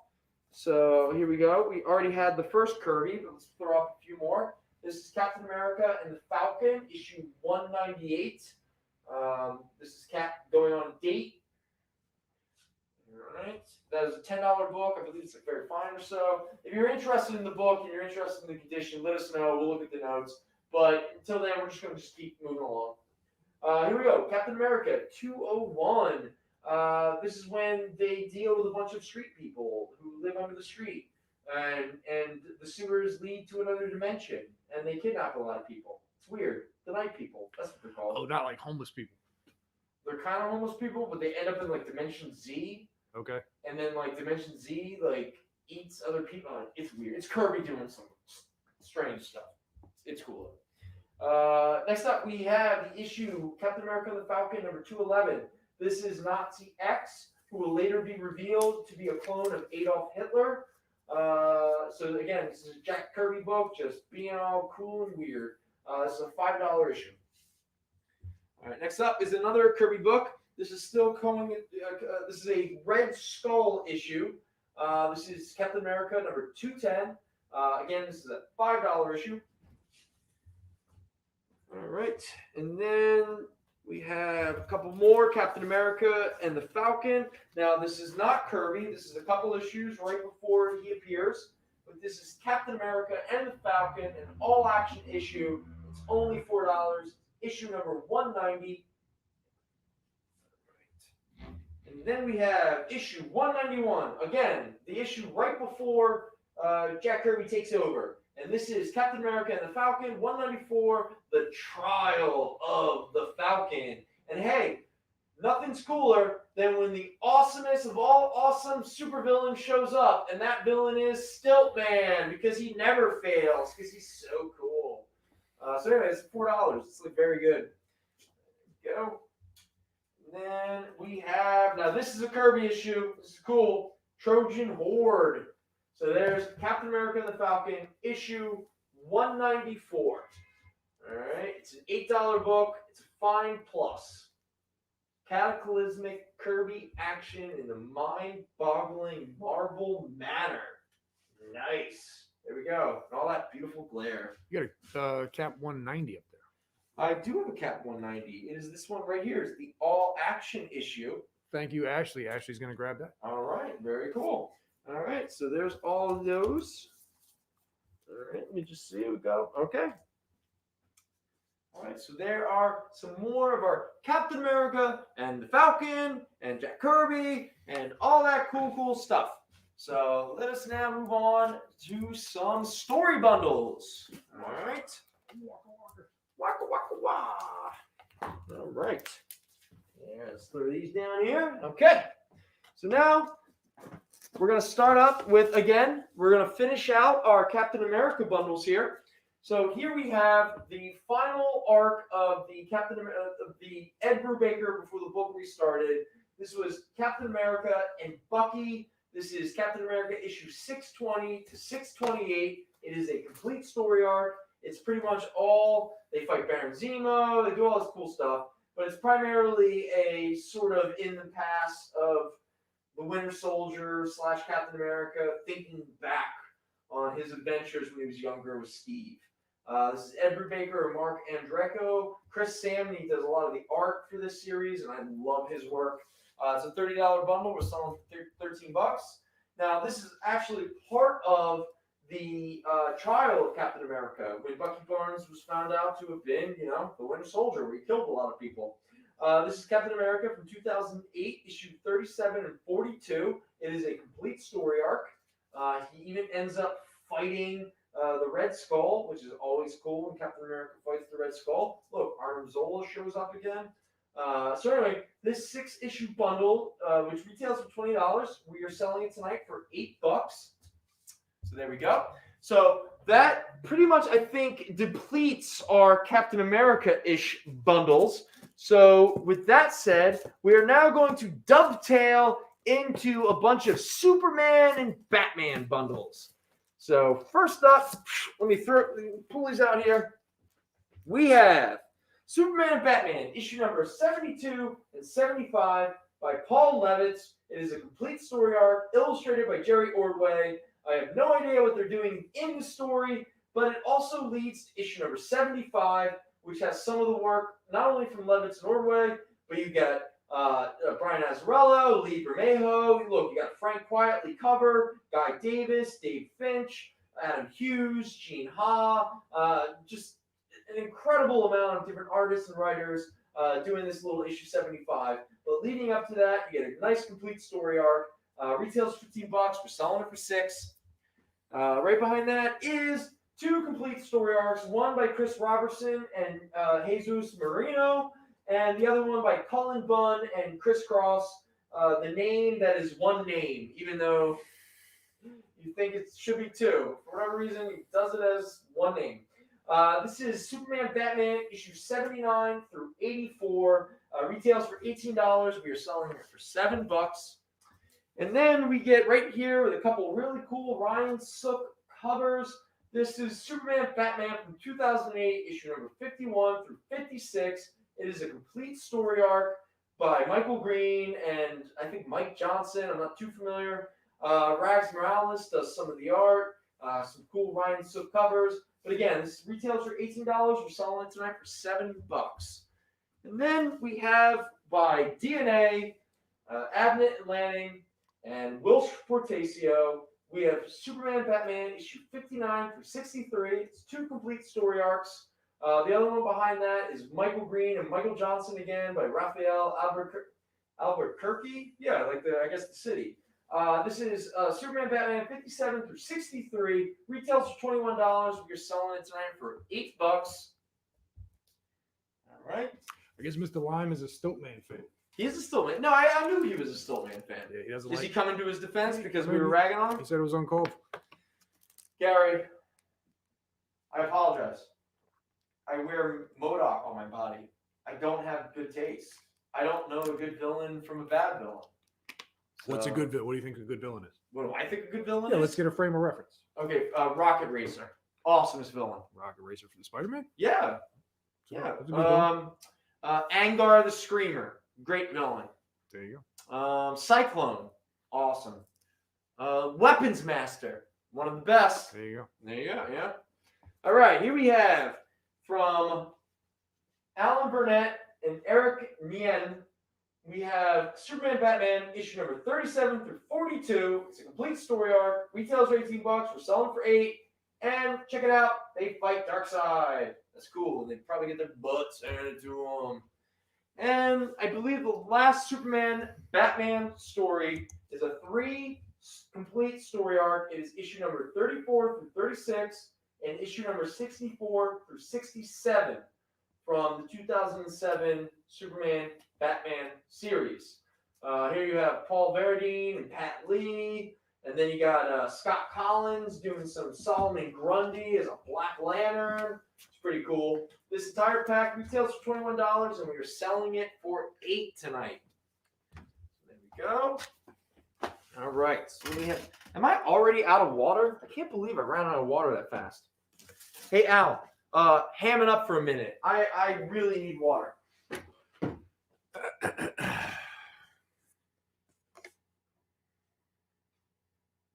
How's everybody doing on Sunday night? Stay tuned in a couple minutes. Kyle's going to join us for a chat, and we're going to lead into his show. Brendan does like Baxter Stockman. Yes. What was that? He's his favorite. Baxter Stockman. That's a good villain. Baxter Stockman. All right, what else we got here? We got some more. Let's do some JLA bundles from the JLA Classified series. Now, these are all complete little story bundles here. So let's say goodbye to some of these guys here. Thank you, Superman, Batman. Thank you, Winter Soldier. Thank you, Captain America and Bucky. If anyone's interested, these bundles are always here at our Center City shop, just waiting for someone to come along and discover their cheap goodness. All right. Next up is JLA Classified, issue 10 through 15. It is a complete story arc of the New Maps of Hell by Warren Ellis and Butch Geis. So there we go. Full storyline. Retails for $18. We are selling it tonight for $7. Next up is Gail Simone and Jose Luis Garcia Lopez's JLA Classified story, Who and What is the Hypothetical Woman? It is issue number 16 through 21 from 2006. Retails for $18. It is $7. It is a complete story. All of these JLA Classifieds, there's like sort of an anthology series for different creative teams to be able to do the JLA. And here we have Howard Chaykin and I believe Kyle Plunkett. Yeah, Kyle Plunkett is the artist. This is JLA Classified issue 26 through 31. This is a complete story for $7. Good stuff. Looks like they're fighting monsters. Next up, we have JLA Classified issue 37 through 41 by Peter Milligan and Carlos Deanda. This is the Kid Amazo storyline, issue 37 through 41. There we go, Kid Amazo. I guess he's really not around anymore. But hey, look, he was introduced right there. So this retails for $15. We're selling it for $6. Now here we have another complete story by Justin Gray and Rick Leonardo. This is Martian Madness. This is JLA Classified issue 42 to 46. There we go. It's a complete story. Retails for $15. We're selling it for $6. There we go. All right. So let's grab. So again, people, this is going to just be more Superman, more Batman. Let's just stick with more Superman. What we have here. How's everything going now? Everything's doing well. Everybody's just kind of hanging in the chat. Cool. My mouth's super dry. My jaw's hurting. so long to talk. So much That's it. talking. It's a long show. We could have been doing this till 10, people. Oh my God, could you imagine? We got a JLA Martian Manhunter for Mr. Lime. Yeah, there we go. There we go. Saying goodbye to that and that beautiful glare. Thank you, Mr. Lime. Thanks, Gary. All right, here we are from the recent DC Rebirth series. This is by Peter Tomasi and Doug Hank, and that also Patrick Gleason. This is Superman Rebirth, issue 1 through 9, including the Rebirth #1 one-shot, which is this year. Now, issue #1 in this bundle is actually the $1 DC Essential, which is why it does not count towards the retail value or the retail price of this bundle. This bundle retails for $28, but we are selling it for $12. It's complete. It's actually 2 story arcs in one. So there we go. Then we have Superman and Batman versus Vampires and Werewolves. A little movie back in. Actually, this is kind of like Kevin Van Hook and Tom Mandrake. Yes, at one point, teaming up vampires and werewolves to fight other characters was really hot and cool, and DC wanted to get in on the action. And so we have Superman and Batman fighting vampires and werewolves. So there we go. 6-issue limited series. It is complete. Retails for $18. We are selling it for $7. Here, we're going to drift back to the early 90s, a la 1991. Louise Simonson, John Bogdanov. This is the Superman, the Man of Steel series. I believe it was the 4th Superman title, because I think you had Superman, Action Comics, and I think Adventures of Superman was still around. But here we go. This is the first 8 issues. This is a complete story arc of the 1991 opening arc of the Superman Man of Steel series. Retails $24. We're selling it for $7. And here we have another Superman series. Now, this numbering is weird, okay? So it's Superman from 2006, issue 654 to 658. Then it's 662 to 664. And then it's annual number 13. Now, even though it seems sort of scatterbrained, this is actually a complete story arc called Camelot Falls by Kurt Busiek and Carlos Pacheco. I don't know, maybe at the time Pacheco was behind, so they had to keep the book coming out monthly, so you'd get these like weird sort of like filling gaps that Busiek would do with other artists. But the original Busiek Pacheco Camelot Falls storyline was technically supposed to be the epic first storyline that the whole kind of series ran through. So anyway, so this is, even though the numbering feels weird, this is a complete story called Camelot Falls by Kurt Busiek and Carlos Pacheco. Retails for $30 and we're selling it for $12. There we are. Thank you, Mr. Hunter, for grabbing Man of Steel. Oh, cool. Thanks, Mr. Hunter. All right. And here we got a couple more Supermans. Let's roll them out before we bump up against our next break. So this is part of the Superman Man of Steel series. This is issue number 121 to 127. Actually, a little guest writer here, Jeff Johns and Todd Nauck. But this series is primarily Mark Schultz. And I'm not sure his first name is Yves or something. Gucciette. I apologize. I am butchering that name. But this is a 2 complete story arcs with a one-shot here. Retails $21. We're selling it for $8. And then we have Superman from the recent New 52, Scott Lobdell and Aaron Kuder. This is Superman from 2013, issue 18 through 22. Look at him punching Orion. Pretty cool. Anyway, this is a complete little bundle from the Superman New 52 prior to the whole like villains, one-shots, all the 23.1s and all that kind of stuff. But again, it's a $6 bundle. Get yourself a nice little story. This one actually will make me cry, so I don't want to get into that one right away. So here we go. This is Superman from 2007, issue 669 and 675. This is the last Kurt Busiek Superman story arc that was connected to the one that we were just talking about earlier. This was illustrated by Rick Leonardi. And also Renata Gatiss came in later. Look at that nice little Alex Ross cover. But this bundle retails for $23 and we're selling it for $10. And then we have, another Superman Confidential series. Now this is 2 story arcs.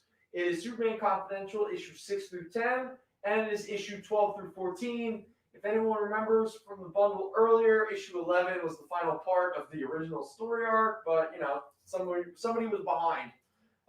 So anyway, you get Michael. Well, there's Phil Hester. I'm not really sure which Moore this is. It's not Alan Moore, I'll tell you that much. But here you have Palmiotti and Gray with an artist I'm not super familiar with, Turnbull. But anyway, this retails for $24. We're selling it for $8. Selling it for $8. What time is it now? Are we up against the break? We are at 8:30. We are up against a break. Okay, we're going to take a break. So we're going to take a little break, and then when we come back, Kyle's probably going to be joining us in the chat. Cool. Nice. Looking forward to it. So everybody get ready to meet Kyle.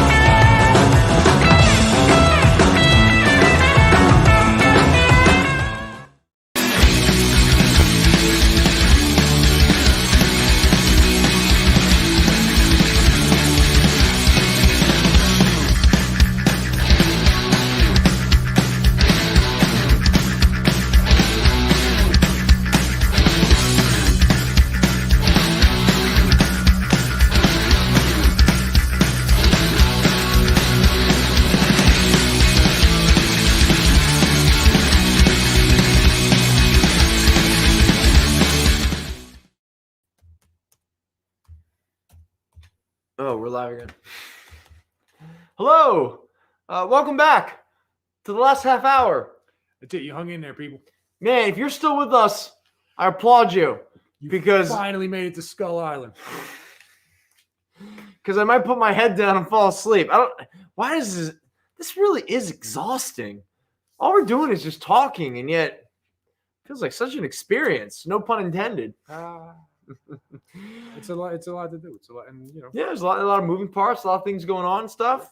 We're gonna be doing this again next week. I don't know if we're doing the 9 o'clock thing. I think Kyle is. I think Aaron's back. Oh, Aaron's back. That's Aaron, right. yeah. This is just a temporary thing of us. Shout out to Aaron. Enjoy your vacation. Enjoy your vacation, Aaron. I hope it's fun. To all Aaron's customers, sorry.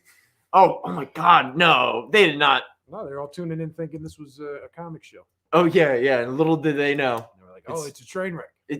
Yeah. What was the term? Dumpster fire? Dumpster fire. Trash fire. Trash fire. Yeah, because there's nothing like burning trash. Just watch it burn. Just watch it burn, right? At that point. Just let oxygen do what it does. Yeah, it's true. It's true. Does anyone want us to keep talking about comics and stuff? Because we don't have any more to talk about. I mean, we have things. We have things. We have things, but in terms of like curated for your like time and attention and everything, hey man, I was really hoping that those cards were gonna like really just burn off. Oh, well, we still have some VHS from last week if anybody's interested. Oh yeah, anyone? $50. It is an original sealed George of the Jungle. 4 George of the Jungle cartoons. Do you think when we say like $50, people really think that we're trying to like? But I hope not. Otherwise, they better be paying $50. No, I hope no one's. If There's someone a, was just there's like, a bookmark in here. there's a bookmark. Wait, did someone like push it in? No, it says free bookmark. Oh, free bookmark. Oh, okay. So it's like four episodes of George of the Jungle. This is 34 minutes. 34 minutes. Because it was like a Yeah. Oh, yeah. It was more like I mean, probably they're- one of those like 10-minute ones. yeah, they're like little So this was Actually, wait a minute. Time out. I think it's worse than that. by George. I think that's the remake or the Nah, updated. no, this is No, from that's the 60s. original? So there's 4 cartoons in here. So yeah, they're all probably like 7 or 8 minutes. This is the 67 cartoon. Watch a bunch of idiots try to figure out. Oh yeah, 1967. Wow. Do you know that this is 100% wholesome content? It's a chuckle a day, keeps the doctor away. What a lunatic. What was George of the Jungle? Was it a Rocky and Bullwinkle side piece? Spinoff?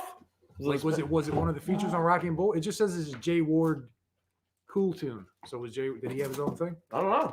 Maybe. George. George of the Jungle. Oh, what's up, Kyle?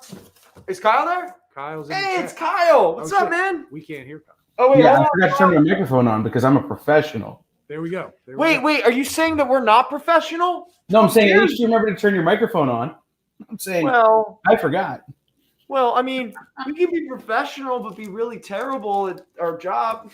Everybody say hello to Kyle. Kyle, this is everybody. Hello, everyone. I'm the smartass in the comments. He's the one. He makes the. Does he yell at us? He actually makes the sausage. Yeah, he's the one. He yells at us a lot. Yeah. He's all I like, prefer to say I make the donuts, but you're like get sausage your was stuff together, guys. Whatever, man. Sausage, donuts, whatever you want Yeah. to make, brother. Well, Kyle, real quick, we have no idea what kind of show we're doing from any moment to the next. So we were curious, what is this show that you are doing right now? well. So I'm in this beautiful hotel room, eating dessert from a place called Simply Rolled Ice Cream. Anyway, so the whole premise of Hotel Room Hangout is those dumb conversations you have after the convention in the hotel room when everybody's super punchy. Okay. Nice. When You guys say know these punchy- conversations. Okay. Like if aliens existed and they came to Earth in 1,000 years, what movie lines would you quote to them to confuse the hell out of them? I mean, first you want to kiss me, then you want to hit me. Blow. Right? That's not the right answer. So wait, so Kyle, tonight's is premise- this like an interview show? No. Anybody in the comments can chime in, Okay. and if they have a good enough answer, I will send them the link to join us and come on screen and talk about it. Oh, That's a lot of fun. Actually, that is pretty cool. That's cool. So it is you're curating the audience. I would do that if I hadn't done this for 3 hours. Well, the whole idea is that we all have been in these conversations, right? Yeah. You're sitting in the hotel lobby, you got a couple of beers in you, and you're going, you know what? If I was an alien and somebody showed me the Blues Brothers for the first time, I wouldn't know what the hell was happening. I'm pretty sure you don't have to be an alien to show somebody the Blues Brothers and they have no idea what's happening.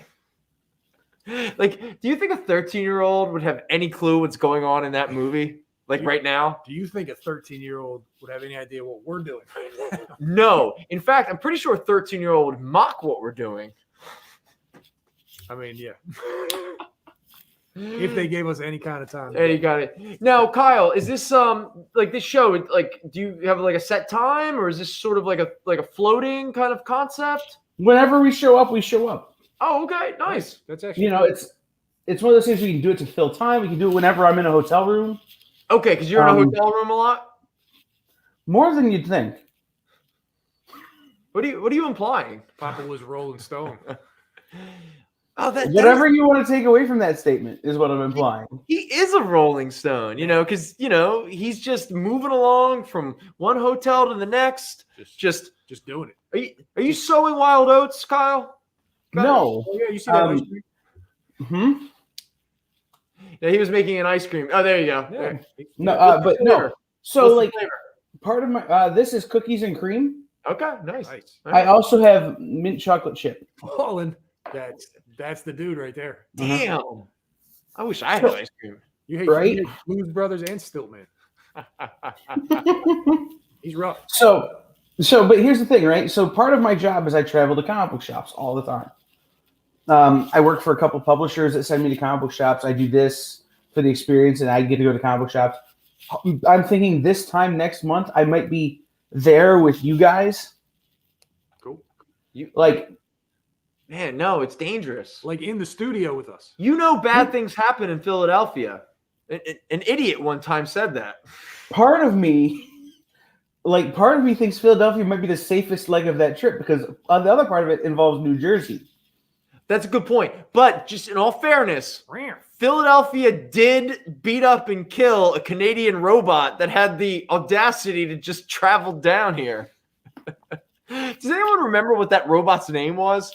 Kyle, did you ever hear that story? It was years ago about some traveling nice friendly robot. It was going from different cities and it ended up in Philly and a bunch of people just destroyed it and left it in a gutter. They murdered it. Do you guys have the Postmates robots? No, what is that? No, yeah, I've seen those on TV. Postmates has robots that look like a grocery cart. Okay. With giant anime eyes and a smiley face. Yeah, no, it's wild. Is it frightening? Kinda, but I want one as a pet. Okay. I've decided that I want one as a pet. If I take it home and reprogram it, can I get it to do my bidding, kind of like Christine from that Stephen King book? All right. Hey, real quick. When's the last time you saw that movie, the John Carpenter movie, Christine? A few weeks ago. Oh, dude, because that movie holds. I love that. Oh movie. yeah, that movie holds up. Oh, it's so good. I love the effect where they do the whole thing, the Christine transformation. It's all done in reverse, where I guess they must in stop motion beat up a car, and then they play it back in reverse to create that Christine rebuilding herself. Such a neat practical effect. Absolutely. No, it's anytime we're scrolling through the TV, my dad and I, we don't like a lot of the same things. He's a sports guy, I'm a comic book guy, that kind of stuff. But anytime we come across a Stephen King film, doesn't matter if it's midnight or what, we're up the whole we stay up and watch the whole movie and break it down like we're Siskel and Ebert. Okay. Okay, real quick on the topic.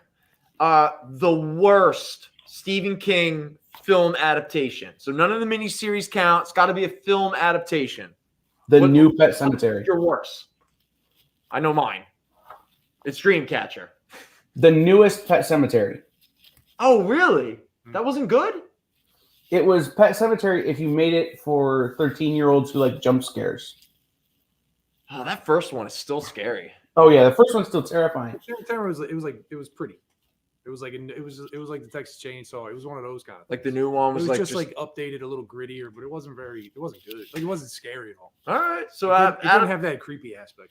Because Dreamcatcher, I've never really wanted to walk out of many movies. There's been 2 movies in my entire life that I genuinely wanted to walk out of. One was Congo, and the second one was Dreamcatcher. I'm pretty sure I stood up in the middle of the theater and I was just like, "What are we watching, people?" And everyone yelled at me and told me to sit down. But I've actually walked out of 2 movies in my life. Which movies? Suicide Squad. Valid. Nice. Justice League. Very valid. Oh wow. Yeah. So I walked out of GoldenEye. That's the only movie I ever walked out. You really walked out of GoldenEye? Yep. Okay. I'm pissed because we got free tickets to see Money Train and we never went back to the theater. We spent the rest of the day just kicking around. Was Money Train with Wesley Snipes and Woody Harrelson and a young Jennifer Lopez? Okay. So they replaced Rosie Perez with Jennifer Lopez. Yeah, and did White Man Can't Jump as criminals? I believe they were like half brothers. Oh, of course they were. And they fought. They were transit cops. Yeah. But Kyle, real quick, I'm actually curious. what part of Suicide Squad and Justice League was the final moment where you're like, it's time to go? Suicide Squad, I should have walked out from the opening credits. I'll be real honest. I know, right? You mean like every? But I won the tickets, Okay. so I figured I'll give it a shot. Basically, the first time Jared Leto opens his mouth, Yeah. It's the worst. I right? went, you know, I'm out. Dude, he's the Joker. He's just no. I mean, isn't the first scene with Joker and Harley Quinn? He's trying to pimp her out the Common. Yeah, The first time they show up. Yeah, the first time they show up on screen, he's pimping her out the Common, and he is just again. I should have gotten in a fight with him on that street on LA. You know, he's insufferable. Sorry. And Justice League. When did you walk out then? Was it after the Flash fell on Wonder Woman's boobs and was all like? that didn't help. It was after that, but it wasn't long after that. 8 Crazy Nights. 8 Crazy. Okay. And that's the Hanukkah. Who's in chat? Someone in chat is throwing some Adam Sandler at us. Gary Lime. Out of Adam Sandler Christmas movie. Oh, nice. Yo, chat. What movies? Gary, what scene in 8 Crazy Nights or whatever it was called? When did you decide to leave? He's like, Yeah, but Kyle, I realized I bought a ticket to 8 Crazy. Yeah, that's true. I think I saw that in the theater too, and I didn't walk out. I probably should have. Kyle, I might have cut you off. I missed. What scene in Justice League did you saw? It was like, it's over. I'm out. It was one of those things that just got to a critical mass. Uh-huh. And I'm going, you know what? I'd rather go take a piss in this hotel room or in this, movie theater bathroom and walk into traffic than stay here. Yeah, life's too short. Yeah. So that was kind of what happened. But no, it's funny because at my old job, like I had to go to movie premieres. So like I got paid to sit through Ghost Rider 2. Oh, wow. All right. That's the impressive. Total Recall remake. Oh, why? I never saw that one. Poor bastard. I'll tell you how I got through that one. The movie theater that we did that premiere at had a bar, and I was still drinking. There you go. I got so messed up in that bar that my coworker had to take my hand and put it in the popcorn. That's how drunk I was to get through that movie. The I scene got with so the drunk grandpa watching takes the off movie his with a shirt bunch of friends. I was asked to leave. The Raven. Did anyone see that movie, The Raven, with John Cusack? I drank an entire bottle of Jameson, and I was politely asked to leave, but I have no memory of it. I think I had a lot of negative opinions about the movie, but I don't really remember watching it. And I do not condone that. I've never even heard of that. I'm just throwing that out there. The music scene where Grandpa takes his shirt off. The music scene?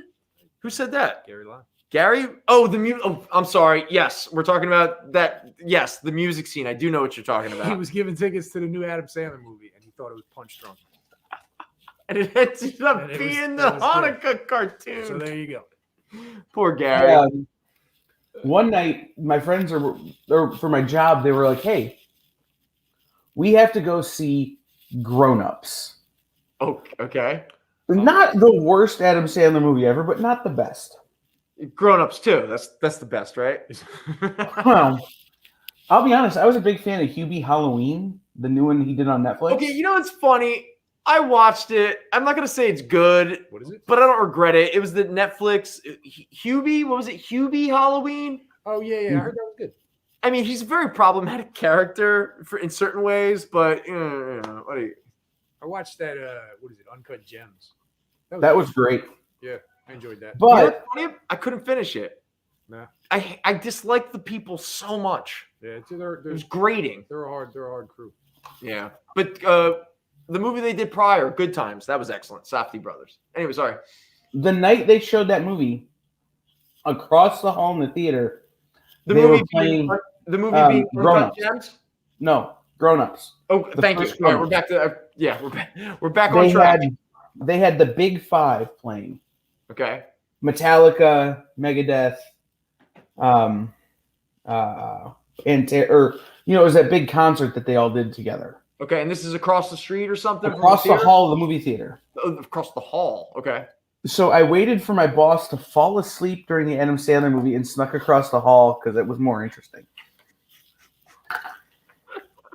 There was this podcast that someone turned me on to. I never really, but I just like the concept of it. It was like these two guys that every week for an entire year they would watch Grown Ups 2 and then talk about it.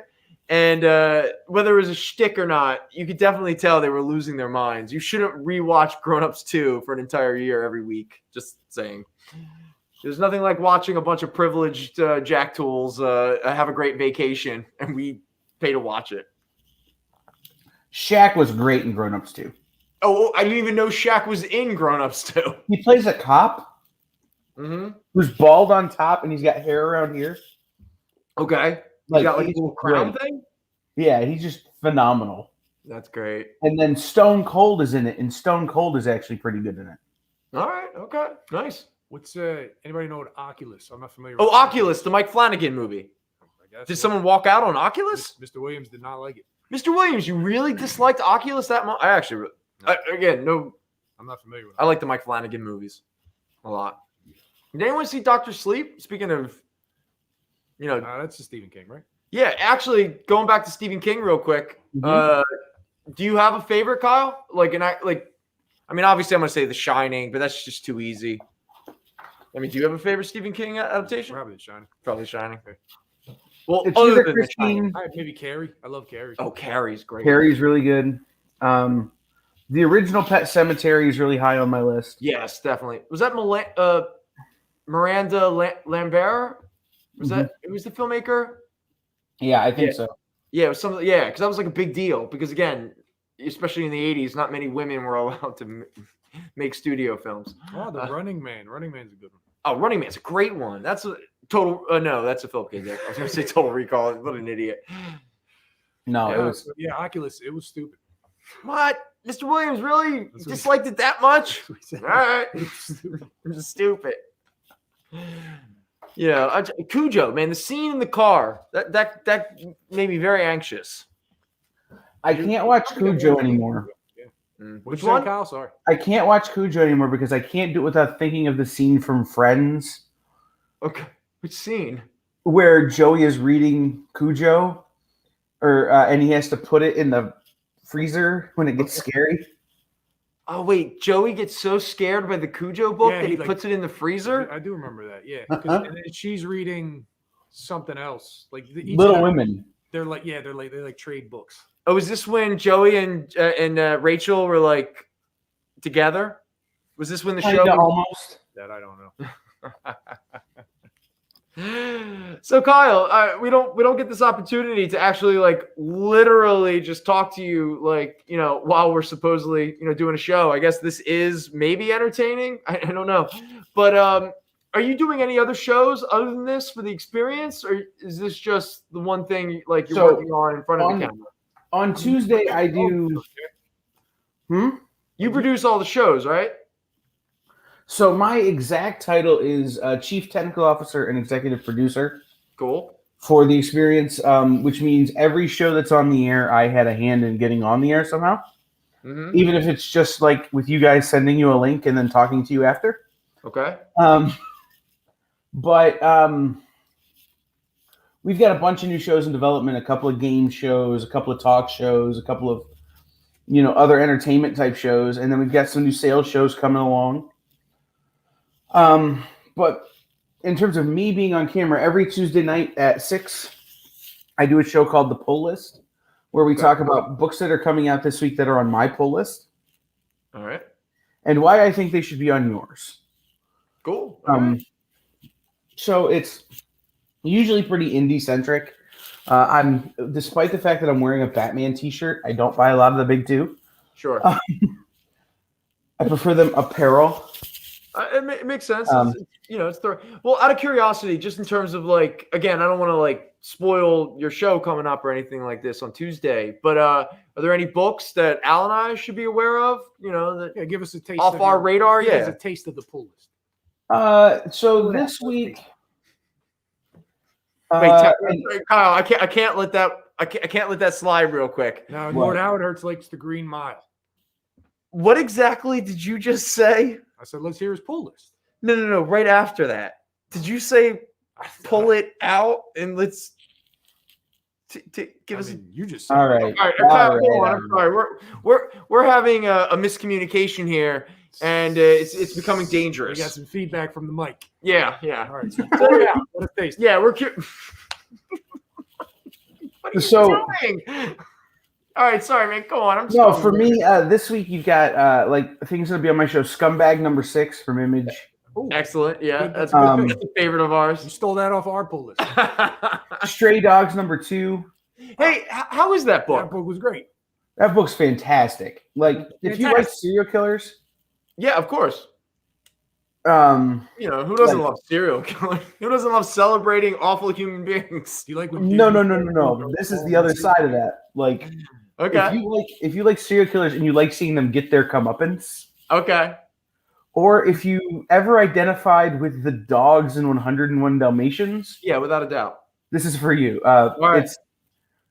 It's a serial killer kills people and then steals their dogs as trophies. What? And this is the story from the point of view of the dogs.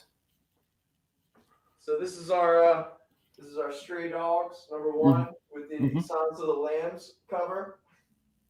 Nice. I'll have to check this out. I'm gonna hold on to this. Yeah, no, it's And you're right, man. It is done. Like, look at that. No, That is the it's aesthetic of 101 Dalmatians. It's Uh-huh. a team that was working on My Little Pony for IDW, Oh, Yeah. really? and this is their creator-owned image book. It's Oh, wild. Look at the Siberian Husky. Yeah, you get pictures of the creator's dogs in the back, and then you can send in pictures of your dogs if you want. Ooh, I'm gonna do that. Nice. Cool, man. Any others? This is nice. there's a lady Baltimore book coming out from Dark Horse. Lady nice. Baltimore. Mm-hmm. The Magnola book, Lord Yeah. Baltimore. Right. Oh, so now there's like So there's a new it's like character. it's a spin-off of that. I'm not sure who the character is. Oh, but yeah. okay, nice. From Dark Horse, right? Mm-hmm. Shadow Doctor number 2 from Aftershock. Oh, nice. Okay, the first issue was great. Mm-hmm. Comic book history of animation. Stray Dogs, Fred. I'm sorry to interrupt. Yeah. We do have copy, Fred. I can throw it in your pile if you want. I know you got a bunch of stuff. If you're interested, yeah. Dude. We have pictures. Put it down. That counts as a sale, man. oh, we're not complete waste. When everybody mentions something, We have function. Mike doesn't have to grind his teeth too much. we'll add that for you. No problem, man. Yeah, in fact, you know what? Well, you guys, let me grab a bunch of the covers so you can actually see and you can pick one. We can actually, we'll try to make a sale here. It looks like, all right, these are the 3 covers that we have left. The Silence of the Lambs that I had shown you before. We have the blank cover, and then we have the Stray Dogs cover that looks a little bit like Stranger Things. So let us know if you prefer any of those covers. All right, yeah, there you are, What was bud. the title that mentioned first? Oh, that was Scumbag. Was the first title we mentioned? Oh, Scumbag by Rick Remender, where he each issue is illustrated by a different artist every time. Wes Craig, I think, was the last one. This one. The art for this issue. Give me a second, and I can tell you. The regular cover and the Silence of the Lambs cover. Sure. This is Bengal. Bengal. Oh, The, Bengal, yeah, who did Rick Remender's Death or Glory, which was I think it was 12 issues. I think it was about 12 or 13. That was a great story. I love Rick Remender. Like there are a few at this point in my comic book writing or reading lifestyle. I pretty much follow writers at this point. True. I love artists and all that kind of stuff, but it's the writers that's why I read a book 2, 3, 4, 5 times, you know. But yeah, man, I love Remender and his creator-owned work, like the Giant Generator stuff, has just been so much fun. And Scumbag has been just such a little breath of fresh air, sort of poking fun at all the different sides of the great societal spectrum. And I've known a lot of people like the protagonist. We have a customer in Jersey. I'm not gonna mention his name.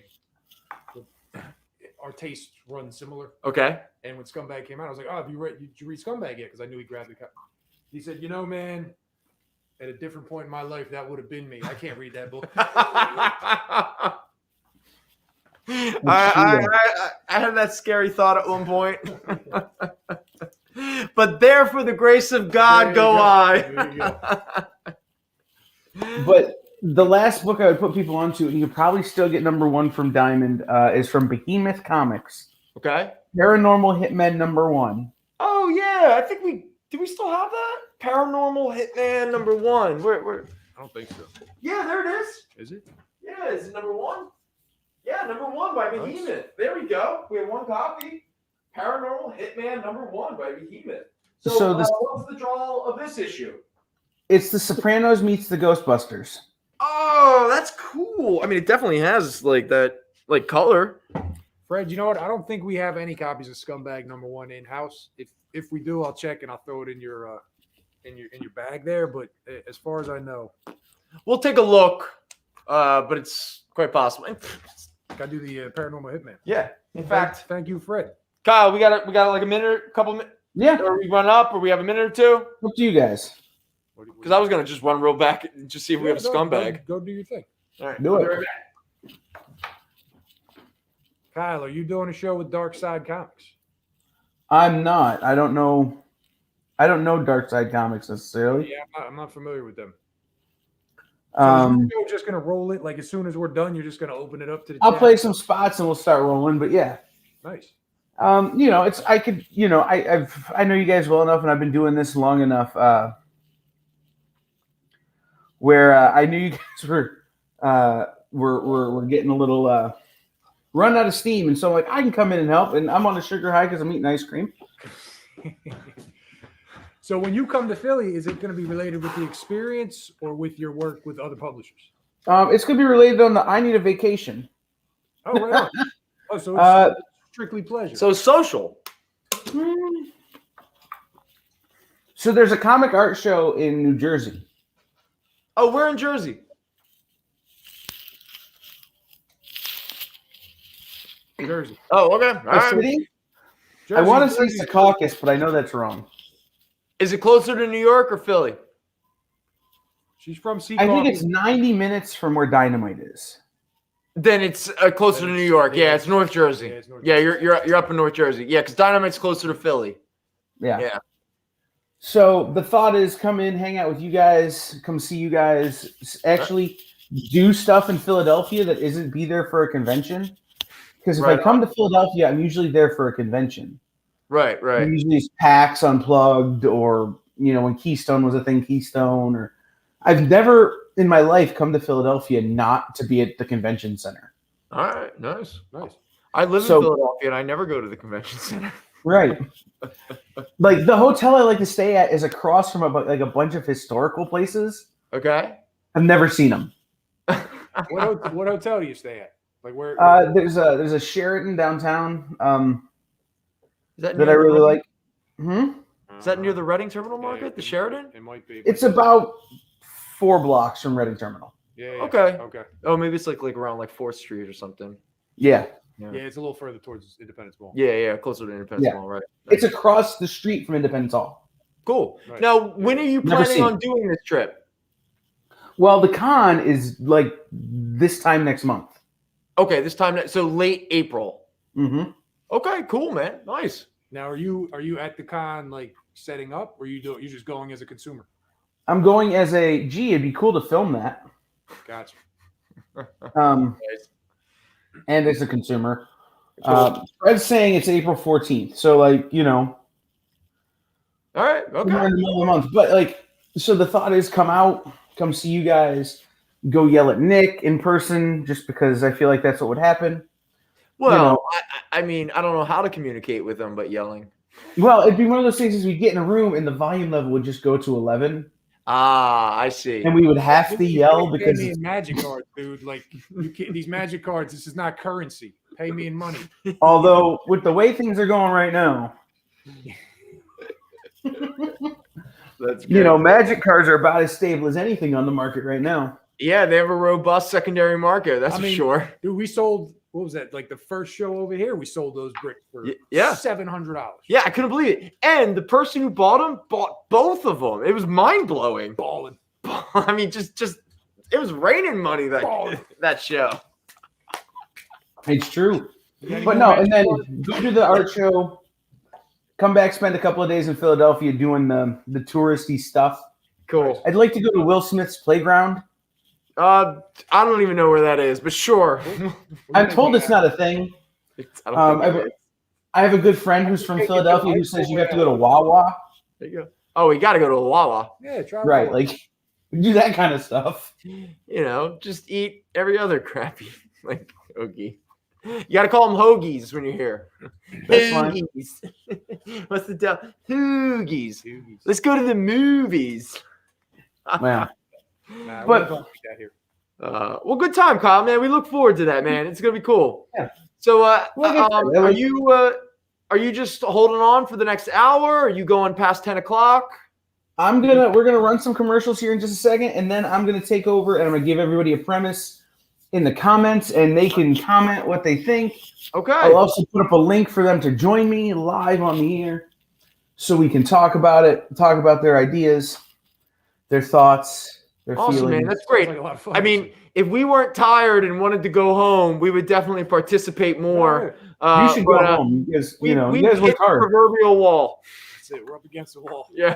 I've done 3-hour shows, I've done 4-hour shows, I've done 5-hour shows. Yeah. 3 hours is the hardest.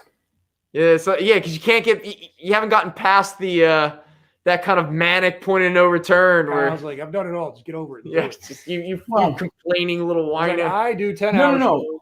3 hours is the hardest, right? Because after 3 hours, you stop giving a crap and the pain sets in. Oh no! Oh, I thought that was the first hour. Yeah, I was gonna say. I'm pretty sure after the first Yeah. 45 minutes, you start to get. Tapped out at 5 o'clock. You know, the pain sets in, and it's just like it's about survival. You know, it's that mentality of guys who are trapped in a coal mine trying to dig their way out. Like There after you go. 3 hours, but at 3 hours, you always see the light at the end of the tunnel. Yeah.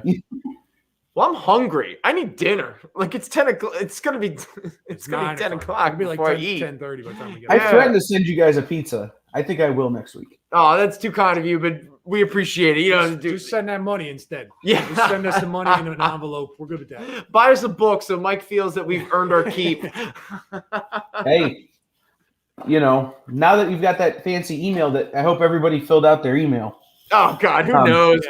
Yeah. No, I can't wait to see. my what I favorite get part tomorrow. is we spent all week like making that stupid email, and the first moment I bring it up on the show, Al's like, "What are you talking about? You know, the I had- new email." I had a bunch of days off. I was so ready. I was like, "This is great. We're gonna put it up. It's gonna be so professional." I totally forgot that. Was And a we thing. stayed on brand. And We definitely fulfilled the then promise. We shut down once. Yeah, we shut down once. Like, yeah. You guys, you know, I say this to you every week. I say this to you guys every week, but you guys do my favorite show. Like, Well, hey I man, we say that to appreciate it. everybody. But we would be hanging out if I was in Philadelphia more often. You guys would be the dudes I hang out with. It's very kind. It's mutual, Kyle. We appreciate Well, that. in a couple weeks, we'll be in that Yeah. back alley, Absolutely. sitting on the curb, doing whatever. And with that said, we hope everyone follows you over, checks you out. Again, we apologize. We won't be there to participate, but obviously our stomachs and our sleep, you understand. But I'll probably watch you tomorrow morning when I get up on my phone. Yeah, check out the video. I'd be curious to see the video, man. I'm curious how it's gonna go. Yes. Well, what's cool is just guys, if you're watching now and you missed any of the show tonight, you're like, I wonder what they did. Starting tomorrow, like this is a new thing that the experience is doing, and I wasn't going to make a formal announcement, but I'm going to. Okay. There will be a Latchkey Manifesto, or whatever Brendan chooses to call it this week, playlist on YouTube, so people can go back and rewatch the show. And if there's something that didn't sell that they want, they'll be able to contact you and pick it up. That's awesome, man. That's really cool. That's Thank really cool. We appreciate you putting in the work and setting that up for us. you. know, You just set us up for that though, not the other shows. yeah. The other shows that they can live off of the kindness of They're- strangers. yeah, We they're live off the kindness of Kyle. Oh, yeah. Well, the other shows didn't do 3 hours tonight on the first night we were set up to do it. So Oh, great point. So we're just in on the ground floor. Well, there you go. Yeah. There Yeah. you go. Kyle, dude, it was great talking to you, man. It Guys. was a pleasure. Thank you Absolutely. so much for your help during the show and everything. Yes, We hope absolutely. everyone, checks out your show coming up right after the break. To anyone who might still be watching us, we'll be back here 6 o'clock again, like our normal show. And again, we appreciate everyone's time, attention, Very purchasing the books, Very putting up with us. We'll see you all next week. We have a blast. Oh, hey, I have one last question. Yeah, what's up? What's the lunchbox? Oh yeah. oh. The lunchbox is for sale. It's from Firefly. It's the weird Fruity Odie bar. yeah, it's the weird kind of like subliminal images that show up on some of the things. But in case anyone, it is broken. It is broken. So make us an offer. It's never been used. I'll Never give you this been used, money that's for it. sure. Kyle, take care of yourself, man. I'll Be give you this well. money for the lunchbox. $5 for the lunchbox? Yes. It's yours. Yes. Now's the cop. It's yours. Oh. Kyle. I think I broke it a little more. Yeah. Hey, that's fine. It's gonna sit on a It's yours, shelf man. in the background of my shot. All right. Excellent. Cool. All right, we'll see you guys.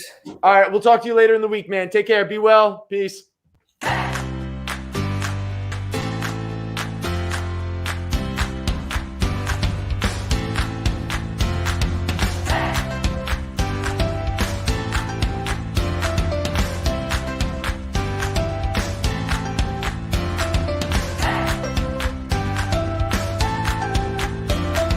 There's something for every imagination at your local comic shop. Visit comicshoplocator.com to find a store near you.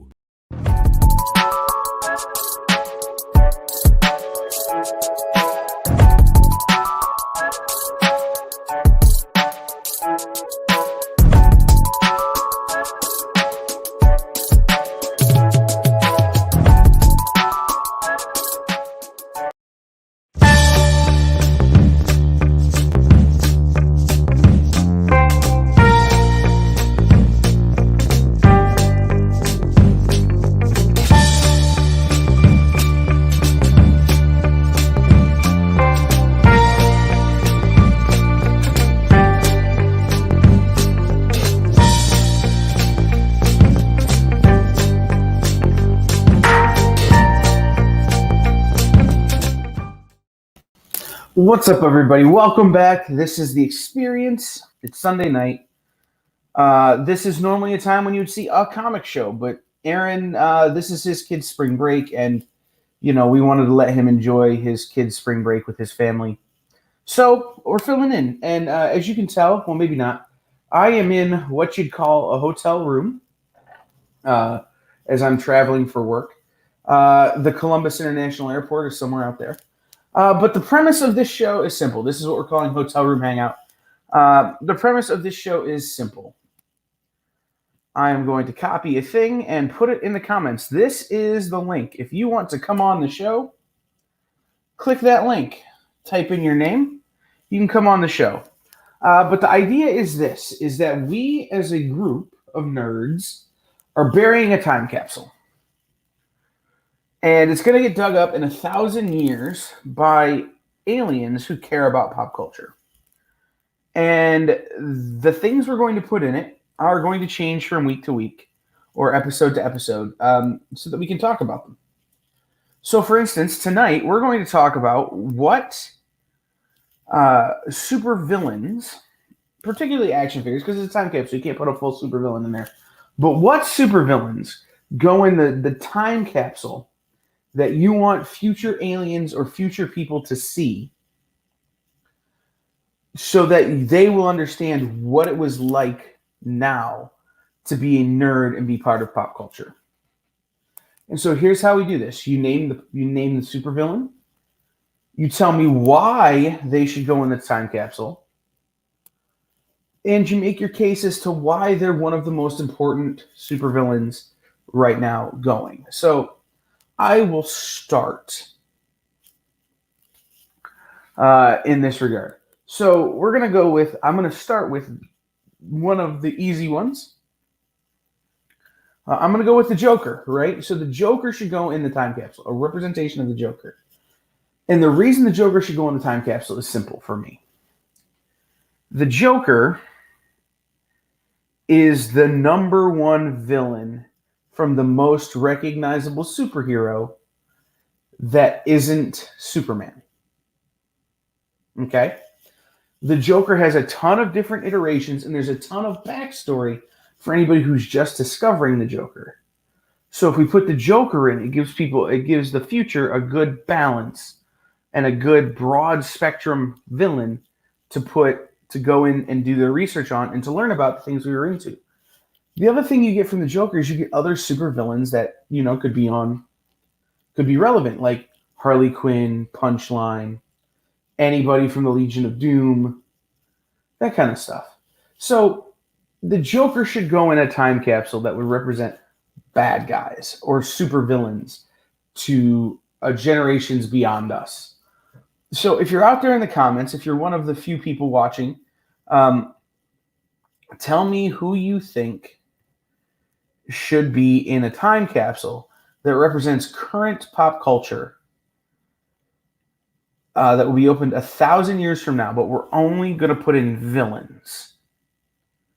We're only going to put in the bad guys. Is there somebody you're thinking, who would fit? So-and-so. Tell me in the comments. Click the link. Join the show. We'll hang out for a little bit. We'll give you a chance to make up your mind, to think about things.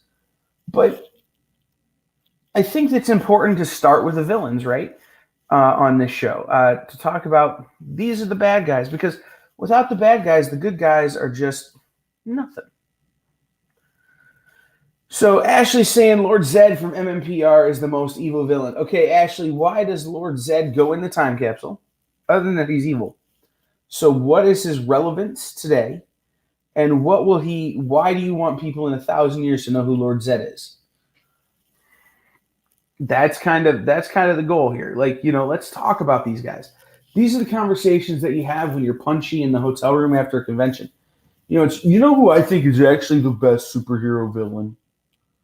I think this guy, screw the Joker, man. I think, Baxter Stockman is the greatest villain ever because of blank. Those are the conversations we're looking to have on this show. So if you've got an idea, throw it out there. If nobody has any ideas tonight because this is a new show and we need to give you more time on it, that's fine. We can air an interview. We can do something else here this evening. But I wanted to give you guys an opportunity to participate. This is a call-in show.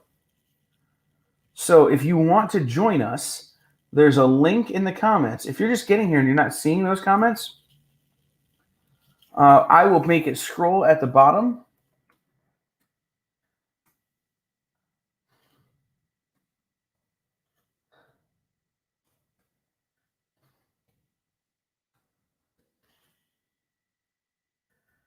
I will put the link up for you here in just a second. But you guys will be able to join us to call in, as it were, like it's a talk show, like it's a radio show, and tell me what you're thinking. Tell me why you think a certain villain is the best villain. Why you think a certain villain should be included in our time capsule.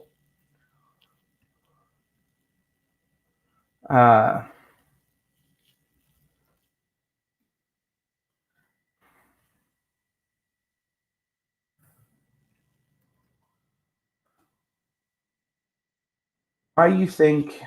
Sorry, I'm trying to make this link here. There you go. If you want to come on, just go to bit.ly/join the EXP, and you can come on the air here with me and tell me which villains you think should go in our time capsule. There are a lot of great villains out there. If we want to pick a Marvel villain, the villain I'm going to put in the time capsule is Super Dr. Doom. Dr. Doom crossed over to a bunch of different superheroes. He was part of a bunch of different, groups that affected a bunch of different heroes. And so why is he relevant in 1,000 years from now? Because Dr. Doom is the through line that brings so many people together and creates so many of the different crossovers that are what the Marvel Universe is built on. Right? So the Marvel Universe gets built on ideas like Peter Parker running into the Fantastic Four, running into Iron Man, running into Daredevil, running into so on. And these big crossover events. That's why the Avengers works. Who are some of the people who cause the crossover? Dr. Doom is one of them. Thanos would be one of them. I'm choosing Dr. Doom because Doom interacted with my favorite team and my favorite solo hero in terms of the Fantastic Four and the Spider-Man. So you tell me, who do you think should be villains in our time capsule that will represent us to generations 1,000 years in the future? Call in right now. Join us. Click the link in the comments, or it's on the screen there, bit.ly/join the EXP. The J, the T, and EXP are all capitalized if you're having trouble getting here. Generally, when we do this show, we'll have some of the other hosts and some of the other folks from the EXP on with us to kind of share their opinions and their thoughts. But it's just me tonight here, hanging out with you guys, killing some time, talking to you guys about what we think, should go into our superhero time capsule. So, you guys tell me. I'll give you another 5 or so minutes before we move on and just choose to show you guys an interview or something. But I wanted to give you a chance to jump on it here and say, hey, you know what, Kyle? I think this. I think these are the guys. I think the right person, I think the right villain to represent pop culture right now to all of the future is blank.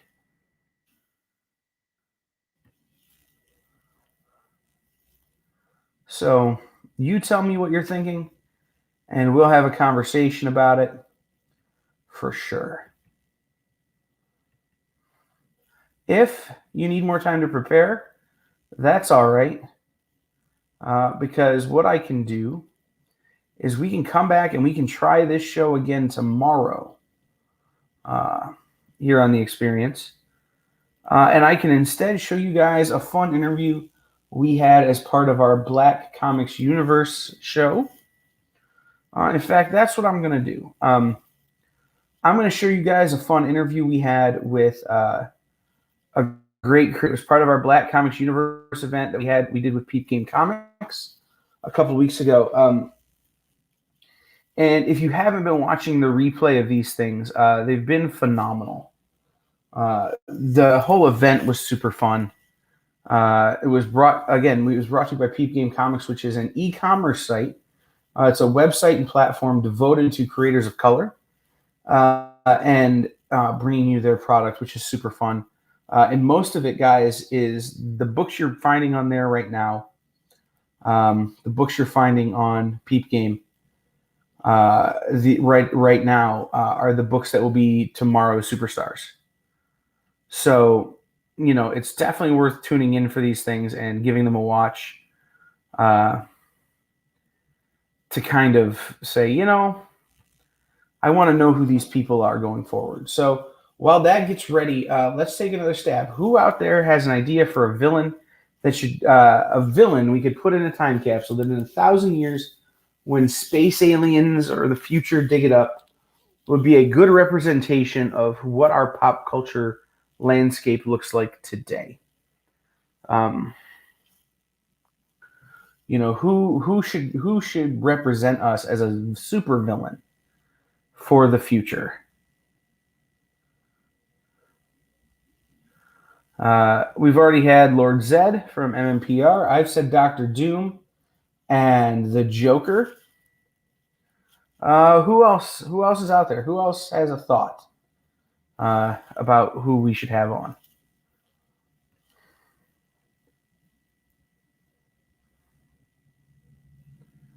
All right. Well, it's looking like it's going to be a few minutes for this to get ready for this interview. So we will instead opt to bring you that interview tomorrow. And I'm going to say tune in tomorrow, starting about 5:30. Miss Jen will be doing Talking Shop with a couple of great creators. She'll be around to do that show. And then Mishmash, she will do Lord Zed is a true leader. Here we go. Lord Zed, true leader of evil. He will be remembered as the leader who can get the job done. Well, that's his political statement, but like for real, why is he relevant to space aliens 1,000 years from now? Because the reality is Lord Zed might have been a space alien, right? I mean, wasn't Rita Repulsa kind of from space? Like, wasn't so much of the bad guys from the Power Rangers from outer space? So, there's a chance that Lord Zed looks pretty normal to them. So I think the havoc he was able to wreak on a team as strong as the Power Rangers is very interesting and is worth noting. Ashley, Lord Zed also,